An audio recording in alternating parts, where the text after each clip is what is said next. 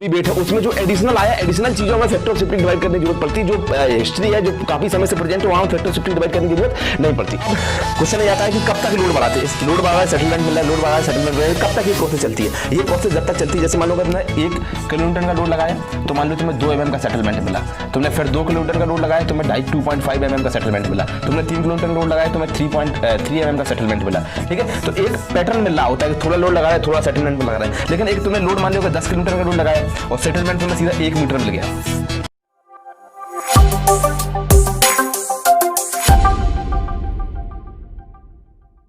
नमस्कार दोस्तों, मैं आनंद यादव भैया एजुकेशन चैनल में आप सभी का स्वागत करता हूं। ठीक है, तो ये वाला वीडियो ये क्विक रिवीजन वीडियो है। क्विक रिवीजन वीडियो किसका है? सेलो फाउंडेशन का है। सेलो फाउंडेशन का क्विक रिवीजन वीडियो मैं कोशिश करूंगा कि इस वीडियो को 90 मिनट में सेलो फाउंडेशन के A to Z कॉन्सेप्ट को क्लियर करने की और कवर करने की अपन लोग कोशिश करेंगे। ठीक है, और ये वीडियो अपन लोग किसके लिए डेडिकेटेड करते हैं? ये वाला वीडियो डेडिकेटेड है इंजीनियरिंग के पितामह सर विश्वेश्वरैया को। ठीक है, तो सर विश्वेश्वरैया इंजीनियरिंग के पितामह तो हैं यही, साथ साथ सिविल के भी पितामह हैं, क्योंकि सर विश्वेश्वरैया सिविल इंजीनियर थे। सिविल इंजीनियर के साथ साथ उन्होंने एरीगेशन में काम किया था। जो कोलकाता जो कर्नाटक में बाढ़ आई थी, एरीगेशन में उन्होंने इस टाइप से काम किया था कि कर्नाटक की बाढ़ को उन्होंने कहीं ना कहीं कम करने की कोशिश करी थी और करीब ही थी कम। ठीक है, तो ये वाला वीडियो जो अपन लोग कोई रिवीजन देखने वाले हैं, इसमें सेलो फाउंडेशन की शुरुआत होगी, टाइप से बात करेंगे और लास्ट तक ले जाएंगे कॉन्टैक्ट प्रेशर तक। कॉन्टैक्ट प्रेशर से पहले अपन लोग कॉन्टैक्ट प्रेशर इसका एंड है सेलो फाउंडेशन का। ठीक है, उसके पहले अपन लोग फील्ड मेथड की पढ़ेंगे, चाहे प्लेटो टेस्ट हो, स्टैंडर्ड पेंटेशन टेस्ट हो, स्टैटिक कॉम्पेंटेशन हो, सारे कॉन्सेप्ट को एक एक करके बहुत ही विधिवत तरीके से जानने की कोशिश करेंगे।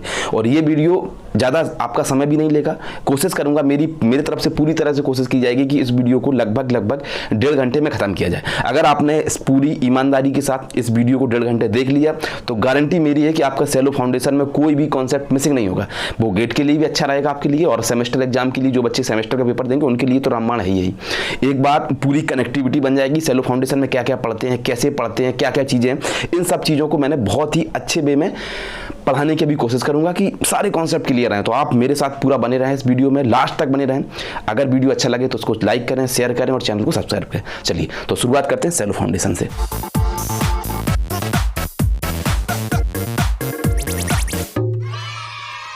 तो बात करते हैं सेलो फाउंडेशन के रिवीजन की। तो सेलो फाउंडेशन के रिवीजन में अपन लोग पढ़ेंगे सबसे पहले कि सेलो फाउंडेशन क्या होता है। तो सेलो फाउंडेशन वो फाउंडेशन होती है जिसमें विड्थ क्या होती है। सेलो फाउंडेशन वो फाउंडेशन उसमें डेप्थ लेस देन होती है विड्थ, यानी जिसमें विड्थ ज्यादा होती है डेप्थ कम होती है, वो कौन सा फाउंडेशन होता है? Shallow foundation. चलो मैं इसका दिखा देता हूँ इस टाइप से। ये हमारा अगर फुटिंग है, फुटिंग की ये हमारी क्या है? विड्थ है। ठीक है, और इसकी ये क्या है? डेप्थ है। ठीक, तो सेलो फाउंडेशन कंडीशन क्या कहती है कि जिसमें विड्थ ज्यादा हो, डेप्थ से इक्वल हो, तो वो कौन सा फाउंडेशन कहलाता है? हमारा सेलो फाउंडेशन कहलाता है। ठीक है, तो बेसिकली पूरे सेलो फाउंडेशन डेफिनेशन के लिए the foundation in which depth is less than width is known as shallow foundation. ठीक, अच्छा, सेलो फाउंडेशन में अपन लोग मेनली जो भी पढ़ेंगे सिर्फ अपन को क्या पढ़ना है? बियरिंग कैपेसिटी निकालने की बात करेंगे। ठीक है, तो पूरे फाउंडेशन में, पूरे सेलो फाउंडेशन में अपन लोग सिर्फ बियरिंग कैपेसिटी की बात करेंगे। ठीक है, तो बियरिंग कैपेसिटी कैसे कैलकुलेट करते हैं? अच्छा, अब बियरिंग कैपेसिटी निकालने के लिए बेसिकली एक तो एनालिटिकल मेथड है, कोडल प्रोविजन और फील्ड मेथड, 3 मेथड है बियरिंग कैपेसिटी निकालने के लिए सेलो फाउंडेशन के। ठीक है, तो एनालिटिकल मेथड में क्या है? एनालिटिकल में अपन लोग रैंकाइन एनालिसिस पढ़ेंगे, रैंकाइन के बाद अपन लोग तरजागी एनालिसिस पढ़ेंगे, तरजागी के बाद अपन लोग स्किम्पटन्स एनालिसिस पढ़ेंगे, अपन लोग मेयरऑफ मेथड पढ़ेंगे, आयुष्कार्ड मेथड पढ़ेंगे। ठीक, ये एनालिटिकल मेथड में पढ़ना है।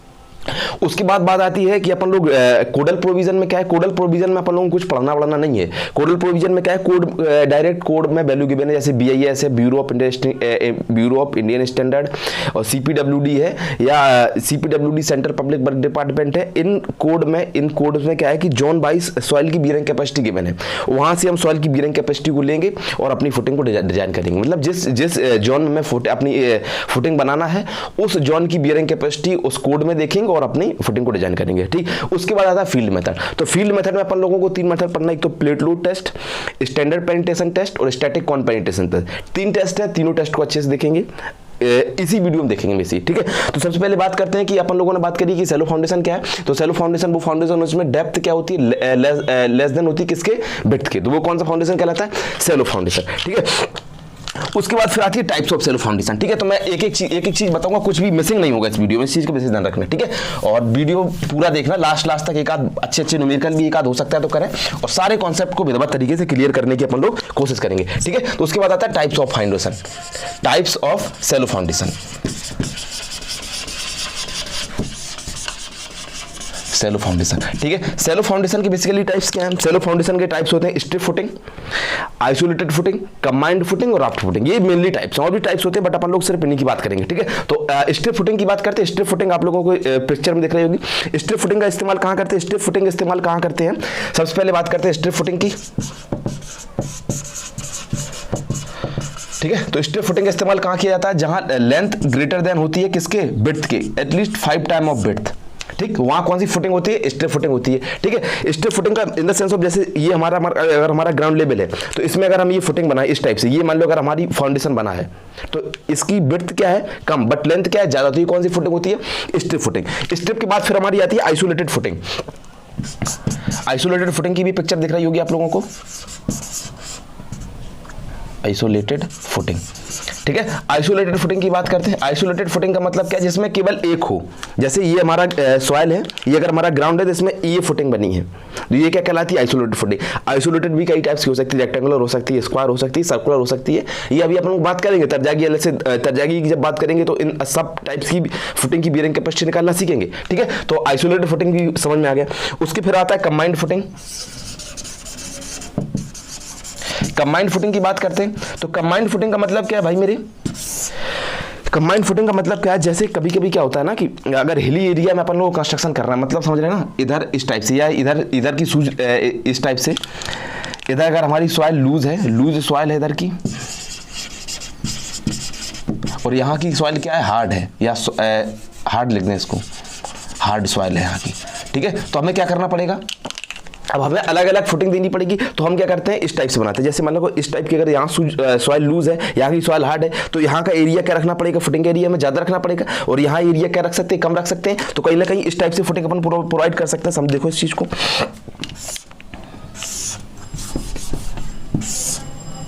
इस टाइप से, इस टाइप से, ठीक है। जहां लूज है वहां एरिया कम रख दें, जहां हार्ड है वहां एरिया ज्यादा रख दें। तो ये क्या हो गया भाई? कंबाइंड फुटिंग हुई, ठीक है। कंबाइंड फुटिंग समझ में आ गया। उसके बाद फिर लास्ट आता है, इस कंबाइंड फुटिंग की भी पिक्चर देखी होगी आप लोगों ने। और उसके बाद बात करते हैं लास्ट में राफ्ट फुटिंग की, राफ्ट या मैट फाउंडेशन, राफ्ट और मैट फुटिंग। राफ्ट और मैट फुटिंग का मतलब क्या है भाई मेरे? समझो इस चीज को भी। राफ्ट और मैट फुटिंग का मतलब क्या है? जैसे मान के चलो अगर हमें सॉइल में, ये हमारा ग्राउंड लेवल है, ये हमें बहुत सारी फुटिंग्स देनी है, ठीक है। या एक फुटिंग, दो फुटिंग, इस टाइप से समझो। जैसे ये अगर हमारा प्लान एरिया है किसी भी ग्राउंड का, और यहाँ हमें ये फुटिंग देनी है, यहाँ ये इस टाइप से हमें बहुत सारी फुटिंग्स को प्रोवाइड कराना है इसमें, ठीक है। तो हमें क्या करना पड़ेगा? सबको अलग अलग करना पड़ेगा। इससे अच्छा है कि हम एक बार में पूरे एक कंबाइंड फुटिंग दे दें, ठीक है। अलग अलग देने से अच्छा एक बार में पूरी फुटिंग दे दें, उसके बाद उसमें कॉलम बना दें, ठीक है। तो ये क्या कहलाती है? Raft footing. ये बेसिकली कहाँ इस्तेमाल होती है? ये इस्तेमाल होती है जहाँ सॉइल बहुत ज्यादा लूज होती है। जब सॉइल बहुत ज्यादा लूज होती है तो वहाँ किस टाइप की फुटिंग का इस्तेमाल करते हैं? वहाँ हम राफ्ट फुटिंग का इस्तेमाल करते हैं, ठीक है। तो अभी तक सेलो फाउंडेशन में क्या देखा अपन लोगों ने? सेलो फाउंडेशन की बात करी। तो सबसे पहले बात करी सेलो फाउंडेशन क्या होता है, जिसमें ब्रेड्थ क्या होती है? ज्यादा होती है, डेप्थ क्या होती है? कम होती है। सेलो फाउंडेशन हो गया। उसके बाद टाइप्स ऑफ सेलो फाउंडेशन की बात करी, उसमें हमने स्ट्रिप फुटिंग की बात करी, आइसोलेटेड फुटिंग की बात करी, कंबाइंड फुटिंग की बात करी, और राफ्ट फुटिंग की बात करी, ठीक है। और इसके बाद फिर मैंने बात करी थी कि अपन लोगों को पूरा फाउंडेशन इंजीनियरिंग में, चाहे सेलो फाउंडेशन पढ़े चाहे डीप फाउंडेशन पढ़े, कहीं ना कहीं अपन लोगों को पढ़ना क्या है? अपन लोगों को सिर्फ बियरिंग कैपेसिटी की बात करेंगे, ठीक है। तो बियरिंग कैपेसिटी निकालने के लिए मैंने 3 मेथड बताई। सबसे पहला कौन सा मेथड बताया? सबसे पहले मैंने बताया एनालिटिकल मेथड, एनालिटिकल के बाद मैंने बताया कोडल प्रोविजन, उसके बाद बताया फील्ड मेथड, ठीक है। तो एनालिटिकल मेथड में रैंकाइन एनालिसिस पढ़ेंगे, रैंकाइंस के बाद अपन लोग तरजागी पढ़ेंगे, तरजागी के बाद अपन लोग स्कैम्पटन्स पढ़ेंगे, स्कैम्पटन्स के बाद मेयर ऑफ पढ़ेंगे, मेयर ऑफ के बाद आईएस कोड मेथड पढ़ेंगे, ठीक है। और कोडल प्रोविजन में क्या है? कोडल प्रोविजन में क्या है कि कोड जैसे बीआईएस है, सीपीडब्ल्यूडी है या एनबीएस है, नेशनल बिल्डिंग कोड है, इन कोड्स में क्या है कि जॉन बाइस सॉइल की बियरिंग कैपेसिटी की बियर है, वहां से हम बियरिंग कैपेसिटी लेंगे, अपने फाउंडेशन को डिजाइन करेंगे, ठीक है। उसके बाद आता है फील्ड मेथड। फील्ड मेथड में अपन 3 मेथड पढ़ेंगे। एक तो सबसे पहले पढ़ेंगे plate load test, standard penetration test और स्टैटिक कॉम्पैक्शन टेस्ट, ठीक है। तो इतना हो गया। उसके बाद अब जब अपन को बियरिंग कैपेसिटी पढ़ना ही है तो सबसे पहले जान लेते हैं बियरिंग कैपेसिटी डिफरेंट टाइप की होती कितनी है, ठीक है। तो डिफरेंट टाइप की बियरिंग कैपेसिटी बेसिकली कई टाइप्स की डिफरेंट नाम उनको प्रोनाउंस करने के तरीके अलग अलग हैं। कुछ लोग ग्रॉस प्रेशर डिफरेंट टाइप की बियरिंग कैपेसिटी की बात करते हैं, ठीक है। तो डिफरेंट टाइप की बियरिंग कैपेसिटी में क्या क्या चीजें आती हैं? डिफरेंट टाइप की बियरिंग कैपेसिटी में सबसे पहले आता है ग्रॉस प्रेशर के बाद नेट ग्रॉस प्रेशर के बाद अल्टीमेट बियरिंग कैपेसिटी के बाद नेट अल्टीमेट बियरिंग कैपेसिटी के बाद सेफ बियरिंग कैपेसिटी और नेट सेफ बियरिंग कैपेसिटी, ठीक है। अब एक एक करके सबको समझ लेते हैं, समझो। जैसे मैंने जितने भी वर्ड बोले हैं कि gross pressure ultimate net ultimate safe bearing capacity और नेट सेफ बियरिंग कैपेसिटी, ठीक है। चलो सबसे पहले बात करते हैं ग्रॉस प्रेशर क्या होता है। जैसे समझ लो एक बार में सब चीज क्लियर हो जाएगी। इसका डायग्राम देखो, ये फुटिंग का क्या है, ये हमारी फुटिंग है।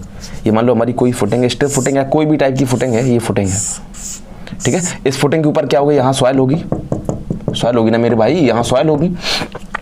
यहाँ से इसके ऊपर ना कुछ लोड लग रहा होगा, ठीक है। ये हमारी सॉइल के ऊपर कुछ ना कुछ लोड लग रहा होगा क्यू का, ठीक। तो अब हमें ग्रॉस प्रेशर की बात करते हैं। तो सबसे पहले बात करते हैं ग्रॉस प्रेशर क्या मतलब होता है? ग्रॉस प्रेशर का मतलब होता है कि इसका मतलब इस फुटिंग का कुछ वेट इसमें सॉइल पे लोड लगा रहा होगा, इसके कारण कुछ इस पे लोड लग रहा होगा, इस सॉइल के कारण, यहाँ जो सॉइल है इसको ओवरबर्डन प्रेशर के कारण भी इसकी लोड लग रहा होगा। यानी टोटल प्रेशर जो इसकी सॉइल के ऊपर लग रहा होगा उस प्रेशर को क्या कहते हैं? ग्रॉस प्रेशर, ठीक है। जितना प्रेशर इस पे लगेगा सॉइल उतनी प्रेशर लगाएगी, वो सारा प्रेशर को क्या कहलाता है? ग्रॉस प्रेशर, यानी टोटल प्रेशर। तो ग्रॉस प्रेशर को हम क्या लिख सकते हैं? ग्रॉस प्रेशर मतलब टोटल प्रेशर,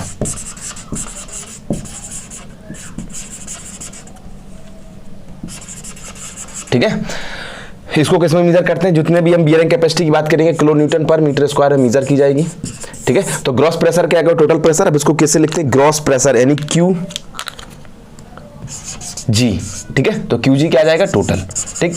अच्छा, उसके बाद बात करते हैं ग्रॉस प्रेशर के बाद नेट की बात करते हैं। नेट ग्रॉस प्रेशर, अब पूरा नहीं लिखेंगे, शॉर्ट में लिखेंगे क्योंकि पढ़ना सब कुछ है, वीडियो अननेसेसरी बड़ा नहीं करना अपन को, ठीक है। तो नेट ग्रॉस प्रेशर की बात करते हैं। नेट में क्या होता है कि इस ओवरबर्डन प्रेशर को क्या करना है? यहाँ जो सॉइल प्रेजेंट है, यानी फुटिंग के ऊपर जो भी सॉइल प्रेजेंट है उसको हटाना है, ठीक है। तो नेट में क्या जाएगा?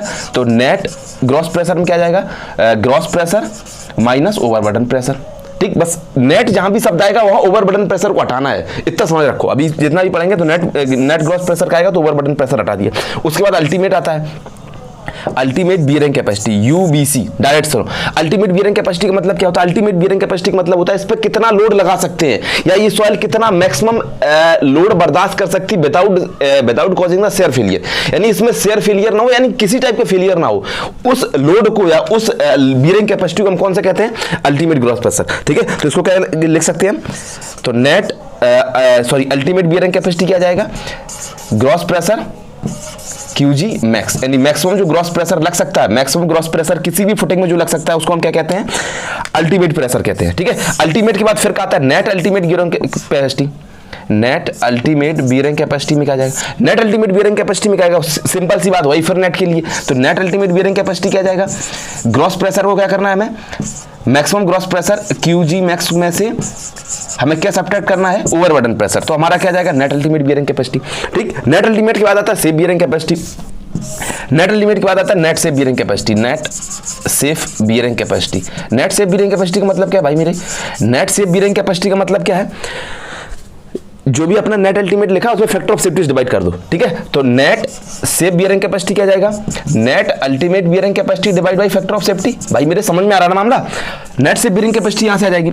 नेट सेफ के बाद आता है सेफ बियरिंग कैपेसिटी। अब कुछ लोगों को बड़ा कंफ्यूजन होगा कि भाई पहले सेफ क्यों बात करते हैं उस चीज के कि पहले सेफ नेट सेफ निकाला, सेफ क्यों नहीं निकाला? उसके बाद करते हैं सेफ बियरिंग कैपेसिटी की, ठीक है। अब इसमें क्या है? नेट वर्ड हट गया है, तो इसमें ये नेट में, तो इसमें अब अगर नेट वर्ड इसमें जोड़ना हटाना है तो ओवरबर्डन प्रेशर क्या करना पड़ेगा? ऐड करना पड़ेगा।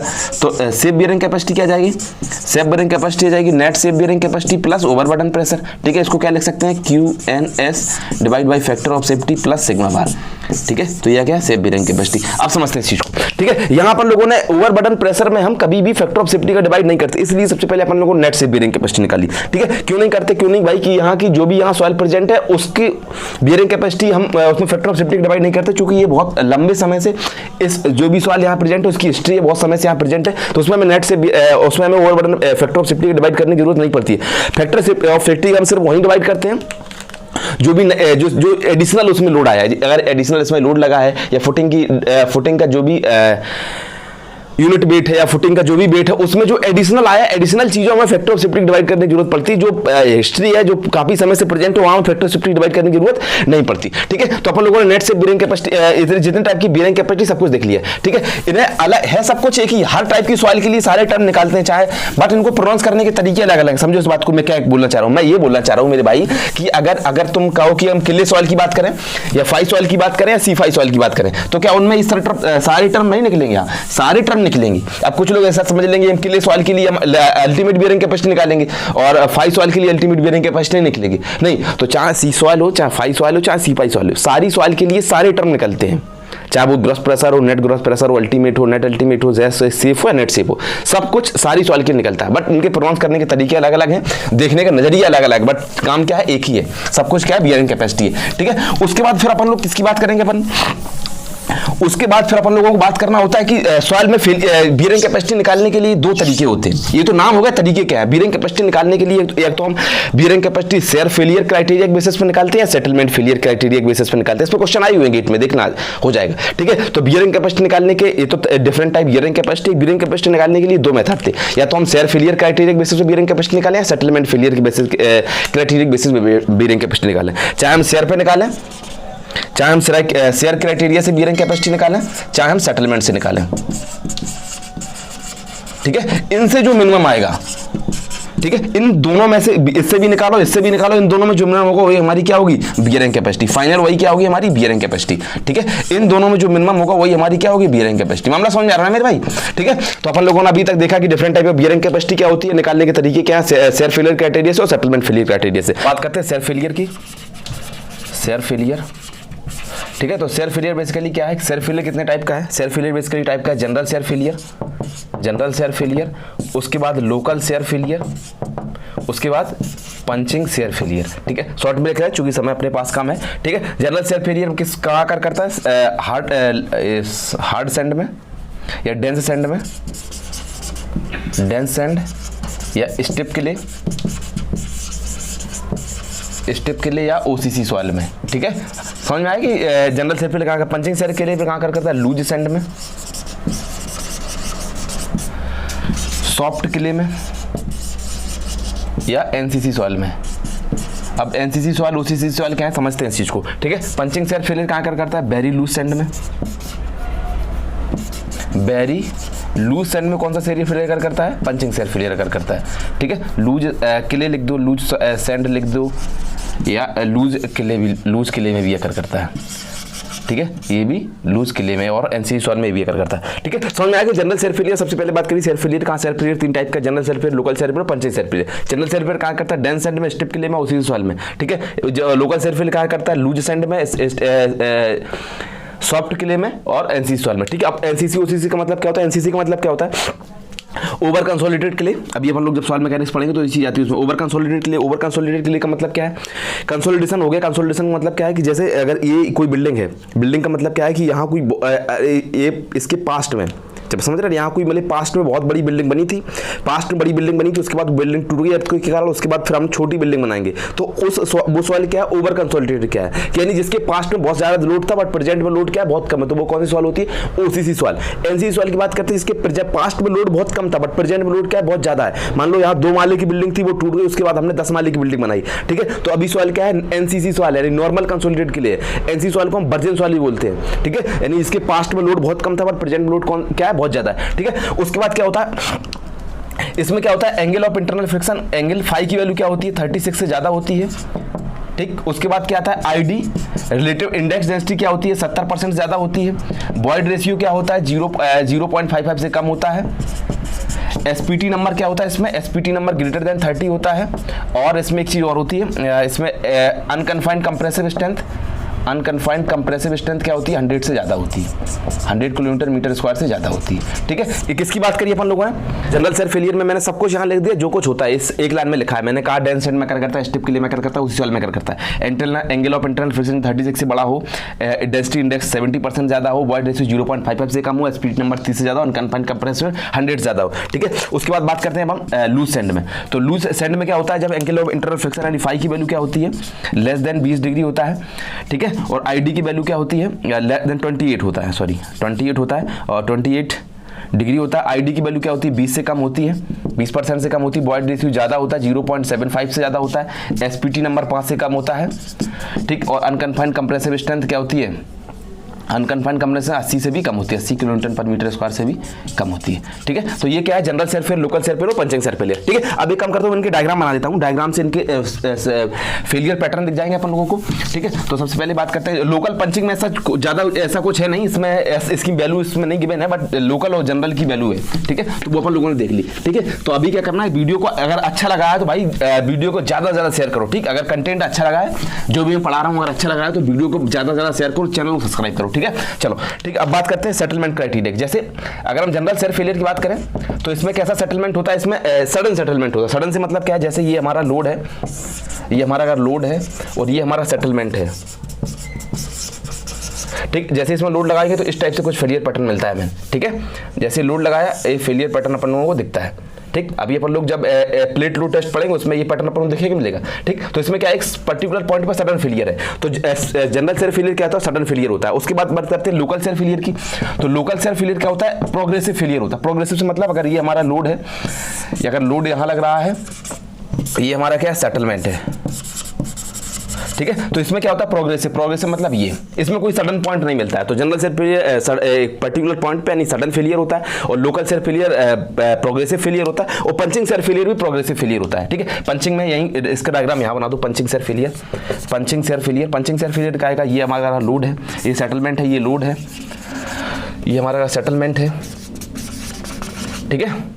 देख लेना ये, तो ये हमारा क्या है, पंचिंग शेयर फेलियर, ठीक। अब पंचिंग शेयर फेलियर बेसिकली कहाँ करता है, समझ लो इस चीज को। पंचिंग शेयर फेलियर जैसे मान लो अगर सॉइल बहुत हमारी लूज है, ये बेसिकली पाइल फाउंडेशन में होता है, सॉइल में भी ये कर जाता है, ठीक है। बेसिकली ये पाइल फाउंडेशन में आप बात करते हैं पंचिंग शेयर फेलियर। मान लो अगर यहाँ ये सॉइल बहुत लूज है, ये सॉइल है हमारी, ये बहुत यहाँ की लूज है, यहाँ में अगर हमारी फुटिंग डली तो फुटिंग अगर हमारी इस टाइप से जा रही तो फुटिंग सीधा सीधा सेटल हो जाएगी। फुटिंग इधर थी अभी, ये अब इधर आ जाएगी, ठीक। सेटलमेंट हो गया इसमें, ये वाला इतना, ये अगर ये सेंटर इसका ये था, सेंटर इसका ये, तो ये इसमें सेटलमेंट हो गया। मान लो कुछ एक्स है, ठीक है। सेटलमेंट होते समय क्या रखेगा कि ये अगर इसके एडजेसेंट पार्टिकल, ये पार्टिकल एक सॉइल का पार्टिकल इधर है, इस पार्टिकल और इस पार्टिकल के बीच में जरा भी स्ट्रेस नहीं होगा। यानी समझ पा रहे हैं ना कि adjacent particles are remain unstressed. Unstressed रहते हैं किसमें,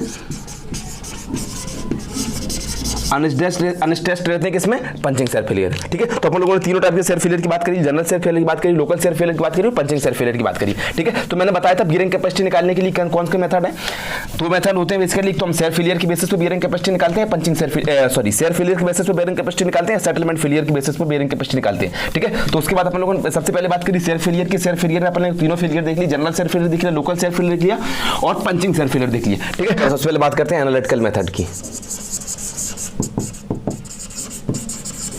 ठीक है। एनालिटिकल मेथड, जितने भी एनालिटिकल मेथड से अपन जो भी बियरिंग कैपेसिटी निकालेंगे वो कहीं ना कहीं शेयर क्राइटेरिया के बेसिस पे ही एनालिटिकल मेथड से बियरिंग कैपेसिटी निकालते हैं, ठीक है। तो इसमें सबसे पहले बात करते हैं रैंकाइन्स एनालिसिस की।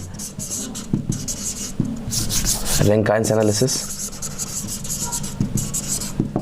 रैंकाइन्स एनालिसिस, ठीक है। Rankine's analysis basically, Rankine's analysis is the extension of passive earth pressure theory, ठीक है। एक्टिव स्टेट होती है, पैसिव स्टेट होती है, अर्थ प्रेशर थ्योरी अपन लोग पढ़ते हैं सॉइल मैकेनिक्स में, ठीक है। तो रैंकाइन्स थ्योरी किसका एक्सटेंशन है, पैसिव अर्थ प्रेशर थ्योरी का। समझो इस चीज को, देखो जैसे अगर मान लो ये हमारी फुटिंग है, इसका मैं डेरिवेशन नहीं कराऊंगा, अप्रोच बताऊंगा कैसे करते हैं। अगर हाँ जिसको बहुत ज्यादा डिटेल में जानना तो सब कुछ पढ़ा चुका हूँ, ठीक है। देखो ये अगर हमारी फुटिंग है, वो पुराने वीडियो देखे वहां से मैंने अच्छे से पढ़ाया इसको, ठीक है। समझो ये हमारी फुटिंग है, इसका एक एलिमेंट हम यहाँ लेंगे, एक एलिमेंट यहाँ लेंगे, इसको एलिमेंट 1 कहते हैं, इसको एलिमेंट 2 कह देते हैं, ठीक है। तो पैसिव अर्थ थ्योरी का एक्सटेंशन कैसे समझो, पैसिव अर्थ फ्यूचर थ्योरी कहती है जैसे अगर ये हमारा सॉइल मास है, ये हमारी रिटेनिंग बॉल है, अगर retaining ball toward the soil mass move करती है, अगर रिटेनिंग बॉल मूव करती है टूवर्ड दी सॉइल मास, तो क्या होता है, प्रेशर बढ़ता है। तो इस कंडीशन में जो प्रेशर लगता है उसको पैसिव प्रेशर बोलते हैं, और इस स्टेट को पैसिव स्टेट बोलते हैं, ठीक। समझो अब क्या है कि ये इस टाइप से पैसिव ही है, ये मतलब फुटिंग है, ये सॉइल है, तो कहीं ना कहीं हमारी फुटिंग कहाँ, इसको रिटेनिंग बॉल मान सकते हैं फुटिंग को, तो फुटिंग हमारी कहाँ मूव करेगी, टूवर्ड्स दी सॉइल। तो इसमें क्या लग रहा है, कहीं ना कहीं पैसिव स्टेट से आ रही, तो पैसिव प्रेशर लग रहा है, तो ये किसका एक्सटेंशन है, पैसिव अर्थ प्रेशर थ्योरी का। अब हमने कहा इसमें मानते कैसे करते, कैसे, इसको एलिमेंट 1 मानते हैं, इसको एलिमेंट 2 मानते हैं, ठीक है। एलिमेंट 2 के ऊपर जो प्रेशर लग रहा है वो क्यू यू का लग रहा होगा, यहाँ एलिमेंट 2 के ऊपर क्या लग रहा होगा, इसकी डेप्थ डीएफ है, ठीक, तो यहाँ इसकी डेंसिटी गामा है तो इसके ऊपर प्रेशर कितना लग रहा होगा, वर्टिकल स्ट्रेस कितना लग रहा होगा, गामा इंटू डीएफ। ठीक, और वही हमें बराबर करना है। हम एलिमेंट 1 और एलिमेंट 2 को इक्विलिब्रियम मानते हैं कि इस जितना हॉरिजॉन्टल फोर्स एलिमेंट 1 में लग रहा होगा उतना हॉरिजॉन्टल फोर्स एलिमेंट 2 में लग रहा होगा। ठीक है, यानी horizontal force in element 1 is equal to horizontal force in element 2। ये कंडीशन अप्लाई करते हैं। हॉरिजॉन्टल फोर्स कैसे निकलता है, ये अपन लोग पढ़ते हैं, सिग्मा एच इक्वल टू क्या होता है, के टाइम इनटू सिग्मा बी। ये कंडीशन होती है अपन लोग अर्थ प्रेशर थ्योरी में ये रिलेशन आता है, सिग्मा एच इक्वल टू क्या होता है, के टाइम इनटू सिग्मा बी। तो सिग्मा बी तो कांस्टेंट होता है, वहां से हम हॉरिजॉन्टल स्ट्रेस कैलकुलेट करते हैं। अगर मान लो कोई सॉइल एलिमेंट है, ये सॉइल एलिमेंट है, इसमें वर्टिकल स्ट्रेस भी लग रहे होंगे, हॉरिजॉन्टल स्ट्रेस भी लग रहे होंगे, तो हॉरिजॉन्टल स्ट्रेस को कैलकुलेट करने के लिए किस चैप्टर पर लोग सीखते हैं, ये सीखते हैं अपन लोग अर्थ प्रेशर थ्योरी में। ठीक, तो वहां सिग्मा H1 और सिग्मा H1 कैसे निकलेगा, सिग्मा H1 बेसिकली क्या है, एलिमेंट 1 किस में, एक्टिव स्टेट में, एक्टिव में, और एलिमेंट 2 क्या है, पैसिव में है। पैसिव में क्यों है, एक्टिव स्टेट में क्या होता है कि सिग्मा बी बड़ा होता है सिग्मा एच से, और पैसिव कंडीशन क्या होती है, सिग्मा एच बड़ा होता है सिग्मा बी से। ठीक है, तो दोनों कंडीशन का इस्तेमाल करेंगे। दोनों सिग्मा एच की वैल्यू कितनी निकलेगी, सिग्मा एच की वैल्यू निकलेगी अपने, मैं लिख दे रहा हूं जल्दी जल्दी स्पीड में, यहीं खत्म करता हूं। सिग्मा एच की वैल्यू निकलेगी क्यू यू इंटू के ए। ठीक है, पैसिव स्टेज की value gamma D F into के पी, चूंकि पी क्या है पैसिव स्टेज पे, हमें क्या कैलकुलेट करना है, क्यू यू, तो क्यू इक्वल टू क्या जाएगा, के पी अपॉन के ए गामा इंटू डी एफ। ठीक है, तो के पी की वैल्यू कितनी होती है, मैं लिख दे रहा हूँ, के पी इक्वल टू होता है 1 plus sine five divide by 1 minus sine five. ठीक है, दोनों वैल्यू यहाँ पुट करो, के ए की वैल्यू कितनी होती है, के ए की वैल्यू होती है 1 minus sine five divide by 1 plus sine five, यानी दोनों का रेसिप्रोकल होते हैं। ठीक है, तो यहाँ वैल्यू पुट करोगे तो क्या जाएगा, 1 plus sine five divide by 1 minus sine five को कर लेना, इसको सॉल्व का होल स्क्वायर आ जाएगा, और gamma into D F, gamma into D F, ये क्या आ गया, अल्टीमेट प्रेशर। ठीक है, तो रैंकिन एनालिसिस से अपन लोग बीयरिंग कैपेसिटी निकालना सीखे। समझ में आया कैसे किया अपन लोगों ने, एलिमेंट 1 और एलिमेंट 2 को हम लोगों ने इक्विलिब्रियम मारा, हॉरिजॉन्टल फोर्स को बराबर किया और आंसर अपना आ गया। ठीक है, तो रैंकिन एनालिसिस क्लियर है, रैंकिन एनालिसिस इसका एक्सटेंशन है पैसिव अर्थ प्रेशर थ्योरी का। ठीक है, तो रैंकिन एनालिसिस क्लियर हो गया। इसके बाद अपन लोग बात करते हैं तरजागी एनालिसिस की। ठीक है, तो इसमें इतना ही जानना जरूरी है अपने, ये फॉर्मूला जरूरी है। ठीक है, फॉर्मूला जान लेना। इसको 1 प्लस साइन फाइव को अपन एक चीज और भी लिखते हैं, 1 plus sine five divide by 1 minus sine five को अपन लोग क्या लिखते हैं, अपन लिखते हैं 10 स्क्वायर 45 प्लस 5/2, ये चीज भी लिखते हैं। ठीक है, तो ये समझ में आया कि रैंकिन एनालिसिस क्लियर। अब हेडिंग आओ तरजागी एनालिसिस। ठीक है, तो तरजागी एनालिसिस भी क्या है, तरजागी एनालिसिस भी किसका एक्सटेंशन है, पैसिव अर्थ प्रेशर थ्योरी का, यानी अर्थ प्रेशर थ्योरी का एक्सटेंशन हमारा रैंकिन एनालिसिस भी था, और तरजागी एनालिसिस भी हमारा क्या है, पैसिव अर्थ प्रेशर थ्योरी का एक्सटेंशन है। ठीक है, बात करते हैं तरजागी एनालिसिस की।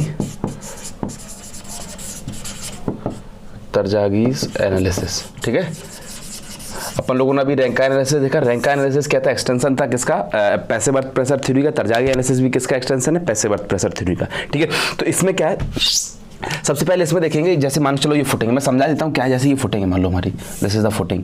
ठीक है, ये फुटिंग का बेस है।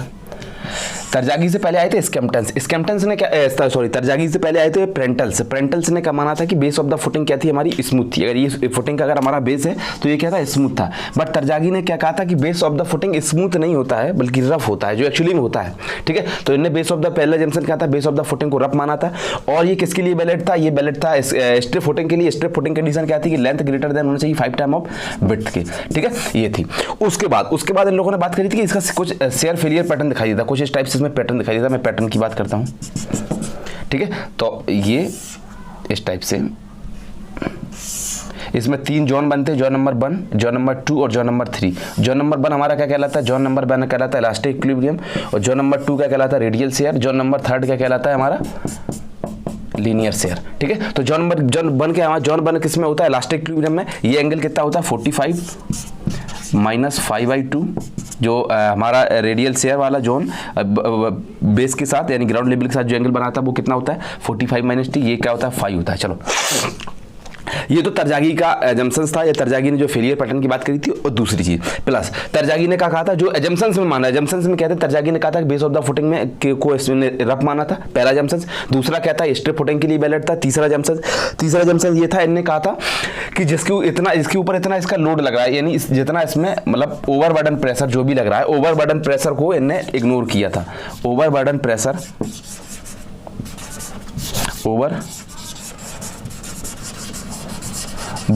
ओवरबर्डन प्रेशर को इन्होंने क्या किया था, सरचार्ज मान रखा था, यानी यहाँ की सॉइल को रिप्लेस किया था, यानी गामा इंटू डीएफ करने कहा था, क्या लग रहा है, सरचार्ज। ये एजम्पशन था तरजागी का। ठीक, एक एजम्पशन और था, ये तो इनने सरचार्ज माना था, और इनने जो बेस ऑफ द फुटिंग, ये बेस ऑफ द फुटिंग की जो ऊपर सॉइल थी उसके रेसिस्टेंस को क्या किया था, इग्नोर किया था। यानी Terzaghi ignore the shear resistance of the soil present above the base of the footing. But अभी अपन लोग मेयर ऑफ की बात करेंगे। मेयर ऑफ ने जो बेस ऑफ द फुटिंग के ऊपर रेजिस्टेंस है उसको कंसीडरेशन में लाई थी, और failure pattern ground level, base of the footing से ना ग्राउंड लेवल तक पहुंचेगा। तरजागी जंक्शन समझ आया। तरजागी ने सबसे पहले बात करी थी कि बेस ऑफ द फुटिंग क्या था, रफ था, लेंथ स्ट्रिप फुटिंग के लिए वैलिड था। स्ट्रिप फुटिंग के अलावा फिर इन्होंने बात करी थी ये किस चीज के लिए वैलिड था। स्ट्रिप फुटिंग के बाद इन्होंने बात करी थी कि इसमें जो जितना भी ओवरबर्डन प्रेशर लग रहा है उसको सरचार्ज माना था। तीसरा इन्होंने पॉइंट की बात करी थी, इन्होंने इसमें बात करी थी कि जो भी क्या बोलते हैं इसको, जो भी इन्होंने कहा था कि जो फुटिंग के ऊपर जो सॉइल है उसके बेस रेजिस्टेंस को क्या किया था, इग्नोर किया था। ठीक, ये जंक्शन थे किसके, तरजागी के। ठीक, अब मेन आती है डेरिवेशन की। ठीक, अब इसमें क्या था, इस जॉन नंबर 1 की बात करें, जॉन नंबर 2 की बात करें, जॉन नंबर 3 की बात करें। जॉन नंबर फर्स्ट हमारा क्या था, इलास्टिक इक्विलिब्रियम था। जॉन किस में था, रेडियल शेयर में था। जॉन थर्ड किस में था, लीनियर शेयर में था। जॉन 1 क्या था, जॉन इलास्टिक इक्विलिब्रियम का मतलब क्या था कि ये जो फुटिंग का पार्ट है ये इतना कंप्रेस हो जाता है कि that will become the part of the footing. ये कहीं ना कहीं ये सॉइल नहीं बचती है, फुटिंग ही बन जाती है। तो इलास्टिक इक्विलिब्रियम वाला हमारा क्या बन जाता है, फुटिंग का ही पार्ट बन जाता है। ठीक है, अब ये फुटिंग का पार्ट है तो ये जब यहाँ इसमें लोड लगेगा तो ये साइड में फैलने की कोशिश करेगा। तो जो नंबर 2 हमारा रेडियल शेयर में जाता है, जो नंबर 3 हमारा किस में जाता है, लीनियर शेयर में। तो ये हमारा किस में होता है, इलास्टिक इक्विलिब्रियम में। मैं लिख दे रहा हूँ, इलास्टिक इक्विलिब्रियम में होता है। ठीक, ये हमारा रेडियल शेयर में है, रेडियल शेयर में है। ठीक, ये हमारा लीनियर शेयर में है। तो ये तो बात हुई तरजागी की। अब इसमें मेन जो होता है डेरिवेशन कैसे आता है, डेरिवेशन किस टाइप से होता है मैं समझा देता हूँ अपन लोगों को। देखो, ये फुटिंग का बेस बना है, ये हमने रेक्टेंगुलर, इसका एंगल कितना है 5। तो हम क्या करते हैं, इसमें इक्विलिब्रियम कंडीशन लगाते हैं। हम कहते हैं जितना इसमें अपवर्ड फोर्स लगेगा उतना इसमें डाउनवर्ड फोर्स लगेगा। उस दोनों को बराबर करते हैं, जितना अपवर्ड फोर्स लग रहा है उतना ही डाउनवर्ड फोर्स लगेगा। ठीक है, तो दोनों को जब बराबर करते हैं, तो मैं इसका डेरिवेशन में नहीं करा रहा हूँ क्योंकि डेरिवेशन जरूर नहीं है। तो उससे जो इक्वेशन आती है, जो अल्टीमेट बियरिंग कैपेसिटी की इक्वेशन आती है, वो क्या आती है, C N C plus sigma bar N Q plus half B gamma और एन गामा। ये सबसे ज़्यादा महत्वपूर्ण जो इक्वेशन आती है तरजागी एनालिसिस से। इस पे क्वेश्चन बनते हैं, अभी अपन देखेंगे इन पे क्वेश्चन, बहुत सारे क्वेश्चन है जो इस इक्वेशन पे बनते हैं अभी तक। जितना भी इसके बाद आगे पढ़ेंगे, चाहे अपन लोग स्कैम्पटन्स पढ़ें, चाहे अपन लोग मेयर ऑफ पढ़ें, आई स्क्वायर मेथड पढ़ें, कहीं ना कहीं सारी इक्वेशन इसी इक्वेशन से मिलती जुलती होती है। ठीक है, तो इसमें लिख देता हूँ मैं, bear N C N Q and n gamma are bearing capacity factor, bearing capacity factor। ठीक है, समझ में आया। तो NC NQ N क्या है, बियरिंग कैपेसिटी फैक्टर है। सी का इक्वेशन है, ये सब चीज़ है, ये बियरिंग कैपेसिटी इसमें निकल के आती है तरजागी एनालिसिस में। तो ये तरजागी एनालिसिस कॉन्सेप्ट क्लियर होना चाहिए कि इसमें जनरल शेयर फेलियर के लिए वैलिड होता है। जनरल शेयर फेलियर की बात है, इसमें जो फेलियर पैटर्न होता है will not exceed to the ground level, it extend only below the base of the footing. ठीक है, बेस ऑफ द फुटिंग तक ये एक्सटेंड करता है। इसमें 3 जोन बनते हैं, इलास्टिक जोन, रेडियल शेयर और लीनियर शेयर। ठीक है, उसके बाद मैंने इसकी इक्वेशन की बात करी, ये तरजागी एनालिसिस की बात की। ठीक है, ये बेसिकली जो भी बियरिंग कैपेसिटी निकली किस फुटिंग के लिए निकली, स्ट्रिप फुटिंग के लिए। अब स्ट्रिप फुटिंग के लिए निकला, अगर मान लो अपन को रेक्टेंगुलर फुटिंग निकालना है, सर्कुलर फुटिंग निकालना है, तो इन फुटिंग की बियरिंग कैपेसिटी निकालने के लिए मॉडिफाइड तरजागी इक्वेशन की बात करते हैं। ठीक है, तो हेडिंग डालो मॉडिफाइड तरजागी इक्वेशन। ठीक, तो बियरिंग कैपेसिटी समझ में आया कि बियरिंग कैपेसिटी किस टाइप से निकलती है तरजागी इक्वेशन में, C N C plus sigma bar N Q plus half B gamma N gamma. ये इक्वेशन बिल्कुल रेटिंग होनी चाहिए। ठीक है, इसकी इक्वेशन की बहुत ज़्यादा जरूरत पड़ती है, अभी इससे बहुत सारे न्यूमेरिकल लगते हैं अपने। ठीक है, अभी जितने भी आगे कॉन्सेप्ट पढ़ेंगे हर जगह इसकी जरूरत पड़ने वाली है कहीं ना कहीं हमें। ठीक है, तो सबसे पहले बात करते हैं अपन लोग किसकी, मॉडिफाइड तरजागी इक्वेशन की। ठीक है, तो मॉडिफाइड तरजागी इक्वेशन क्या है, मॉडिफाइड तरजागी इक्वेशन हेड डालो, मॉडिफाइड तरजागी इक्वेशन। ठीक है, तो मॉडिफाइड तरजागी इक्वेशन क्या है, मॉडिफाइड तरजागी इक्वेशन में मॉडिफाइड तरजागी इक्वेशन की बात करें, सबसे पहले रेक्टेंगुलर के लिए बात कर देते हैं। रेक्टेंगुलर के बाद अपन लोग सर्कुलर की बात करेंगे, सर्कुलर के बाद अपन लोग स्क्वायर फुटिंग की बात करेंगे। ठीक है, सबसे पहले रेक्टेंगुलर के लिए फॉर्मूला क्या आता है, क्यू यू इक्वल टू क्या आता है 1 + 0.3 b/l। ठीक है, उसके बाद C N C plus sigma bar N Q plus half ना यहाँ फैक्टर इंट्रोड्यूस करते 1 - 0.2 b/l, b/l लिखा है, और b गामा और एन गामा। ठीक है, यहाँ तक क्लियर है मामला। चलो अब उसके बाद करते हैं सर्कुलर के लिए। सर्कुलर के लिए क्या लिखना है, सर्कुलर के लिए पहले स्क्वायर के लिए लिख देता हूँ। स्क्वायर के लिए क्या करना है, बी और एल को बराबर करेंगे हम। जब बी एल को यहाँ बराबर कर देंगे तो बियरिंग कैपेसिटी इक्वेशन क्या बन जाएगी, इधर कितना जाएगा 1.3 CNC plus sigma bar NQ plus यहाँ भी वैल्यू पुट करोगे तो कितना जाएगा 1/2 ऑलरेडी बाहर है तो कितना जाएगा 0.4 बी गामा और एन गामा। ठीक है, स्क्वायर फुटिंग की सर्कुलर की बात करते हैं, बी और डी यहाँ बराबर रखते हैं तो क्यू यू इक्वल टू क्या जाता है, ये same 1.3 CNC plus sigma bar NQ plus यहाँ 0.4 जाएगा था 0.3 और बी गामा और एन गामा, बी गामा और एन गामा। ठीक है, समझ में आया। तो मॉडिफाइड तरह इक्वेशन से अपन लोगों ने रेक्टेंगुलर फुटिंग की बेयरिंग कैपेसिटी निकाली, सर्कुलर फुटिंग की बेयरिंग कैपेसिटी निकाली और स्क्वायर फुटिंग की बेयरिंग कैपेसिटी निकाली। ठीक है, तो इसके बाद अब बात करते हैं फैक्टर अफेक्टिंग दी बाटा टेबल और बेयरिंग कैपेसिटी। ये तो बात हो गई तरजागी एनालिसिस। तरजागी एनालिसिस के बाद अपन लोगों ने स्टेप फुटिंग की बेयरिंग कैपेसिटी निकाली। स्टेप फुटिंग के बाद अपन लोगों ने मॉडिफाइड तरजागी इक्वेशन से सर्कुलर की बेयरिंग कैपेसिटी निकाली, स्क्वायर की बेयरिंग कैपेसिटी निकाली और रेक्टेंगुलर की बेयरिंग कैपेसिटी निकाली। ठीक है, ये तो हो गई एक बात। अब अगली बात आती है इसमें कि बेयरिंग कैपेसिटी में बाटा टेबल का क्या इफेक्ट पड़ता है। तो वो चीज समझो भाई मेरे कि बेयरिंग कैपेसिटी में बाटा टेबल का क्या इफेक्ट पड़ता है, क्या पड़ता है। चलो देखते हैं एक करके अच्छे से। देखो, जब मान के चलो अगर बाटा टेबल बढ़ता है, अगर बाटा टेबल अगर हमारा बढ़ रहा है, बाटा टेबल बढ़ने से क्या होता है, बाटा टेबल बढ़ने से कहीं ना कहीं इफेक्टिव स्ट्रेस कम होते हैं। Effect of Bata table on bearing capacity में हेडिंग डाल दे रहा हूं, effect of Bata table on bearing capacity. Bata table का बेयरिंग कैपेसिटी में क्या इफेक्ट रहता है उसकी बात करते हैं। सबसे पहले देखो, अगर बाटा टेबल बढ़ता है तो इफेक्टिव स्ट्रेस क्या हो जाते हैं, कहीं ना कहीं कम हो जाते हैं। पढ़ चुके होंगे अपन लोग, सॉइल मैकेनिक्स में चीज पढ़ते हैं, बाटा टेबल बढ़ने से इफेक्टिव स्ट्रेस घटते हैं। इफेक्टिव स्ट्रेस घटने से क्या हो जाता है, इफेक्टिव स्ट्रेस घटने से सी एंड फाई घटते हैं, शेयर स्ट्रेंथ पैरामीटर घटते हैं। शेयर स्ट्रेंथ पैरामीटर घटने से क्या हो जाता है, बेयरिंग कैपेसिटी कहीं ना कहीं क्या हो जाती है, घट जाती है। बेयरिंग कैपेसिटी क्या होती है, घटती है। यानी बाटा टेबल बढ़ने से बेयरिंग कैपेसिटी क्या होती है, घटती है। अब कितनी घटती है वो अपन लोग अभी देखेंगे कि करके। पहले एक चीज समझ लो, एक चीज मैंने जनरल शेयर फेलियर में बात करी थी तो वहां मैंने shear strength parameter C and phi लेते हैं, इस चीज को नोट कर लेना, शायद वहां मैंने नहीं लिखाया हो। उसके बाद लोकल शेयर फेलियर आता है, लोकल शेयर फेलियर आता है तो वहां हम सी और फाई का इस्तेमाल ना करके हम C dash and phi dash का इस्तेमाल करते हैं, C dash and phi dash का इस्तेमाल करते हैं। और सी डैश की वैल्यू कितनी होती है, 2/3 होती है और फाई डैश की वैल्यू कितनी होती है, 10 फाई डैश इक्वल टू आता है 2/3 10 फाई। ये चीज पंचिंग शेयर फेलियर में नोट कर लेना जाके कि जनरल शेयर फेलियर में हम सी एंड फाई पैरामीटर इस्तेमाल करते हैं और लोकल शेयर फेलियर में C dash phi dash parameter का इस्तेमाल करते हैं। सी डैश की वैल्यू 2/3 सी आती है और 10 फाई की वैल्यू आती है। इस पे एक न्यूमेरिकल करेंगे तो कॉन्सेप्ट क्लियर हो जाएगा। ठीक है, उसके बाद अपन लोगों ने बात करी इफेक्ट ऑफ बाटा टेबल और बेयरिंग कैपेसिटी। बात करी कि सबसे पहले बाटा टेबल बढ़ता है, अगर बाटा टेबल हमारा बढ़ रहा है तो हमारा इफेक्टिव स्ट्रेस घटते हैं, इफेक्टिव स्ट्रेस घटने से शेयर स्ट्रेंथ पैरामीटर सी फाई घटते हैं, सी फाई घटने से हमारी बेयरिंग कैपेसिटी क्या हो जाती है, घट जाती है। ठीक है, अब ये कितनी घट जाती है उसकी बात करते हैं। ठीक है, तो सबसे पहले हेडिंग डालो, हेडिंग तो पढ़ी है, चलो मैं इसको समझाता हूं, इसकी फुटिंग का डायग्राम बनाता हूं और एक बार में समझाऊंगा सारे। इसमें क्ले सॉइल की बात करूंगा, अपन C5 सॉइल की बात करेंगे, फाई सॉइल की बात करेंगे और डिफरेंट टाइप के किस टाइप से चेंजमेंट आता है सब बात करने वाले हैं। ठीक है, अगर वीडियो अच्छा लग रहा है तो वीडियो को लाइक करें और चैनल को सब्सक्राइब करें और ज़्यादा से ज़्यादा शेयर करें। ठीक है, अगर वीडियो ज़्यादा शेयर करोगे तो मैं हो सकता है कि और भी सब्जेक्ट के वीडियो इसी फॉर्म में आपको लेके आऊँगा। ठीक है, चलो ये मान लो अगर हमारी फुटिंग है, ये हमारी फुटिंग है। अब बाटा टेबल का इफेक्ट क्या था, जैसे मान लो इसकी विड्थ बी है, ठीक है, इसकी बी विड्थ के नीचे जाए हम, ये बी विड्थ आ गई, यहाँ लोड लग रहा है, इसको मैं नाम दे देता हूँ, इसको नाम दे देता हूँ, ये जॉन नंबर 1 हो जाता है, ये जॉन नंबर 2 हो जाता है और ये जॉन नंबर 3 है। हमेशा इसका इस्तेमाल करेंगे। शायद जब मैंने पढ़ाया था तो हो सकता है ऊपर नीचे हो गया, बट हाँ हमेशा इसको कंसिडर करेंगे। इस फुटिंग के ऊपर जो सॉइल होगी उसको जॉन नंबर 1 कहेंगे, फुटिंग के नीचे जो सॉइल होगी उसको जॉन नंबर 3 कहेंगे और सबसे बेड्थ जितनी फुटिंग की बेड्थ है उसकी उतनी डेप्थ पे जाके देखेंगे तो जॉन नंबर 3 कहेंगे। ठीक है, अब बाटा टेबल क्या आएगा, बाटा टेबल तो जॉन नंबर, सबसे पहले बाटा टेबल यहाँ आएगा, बाटा टेबल हमारा यहाँ भी हो सकता है, बाटा टेबल यहाँ भी हो सकता है।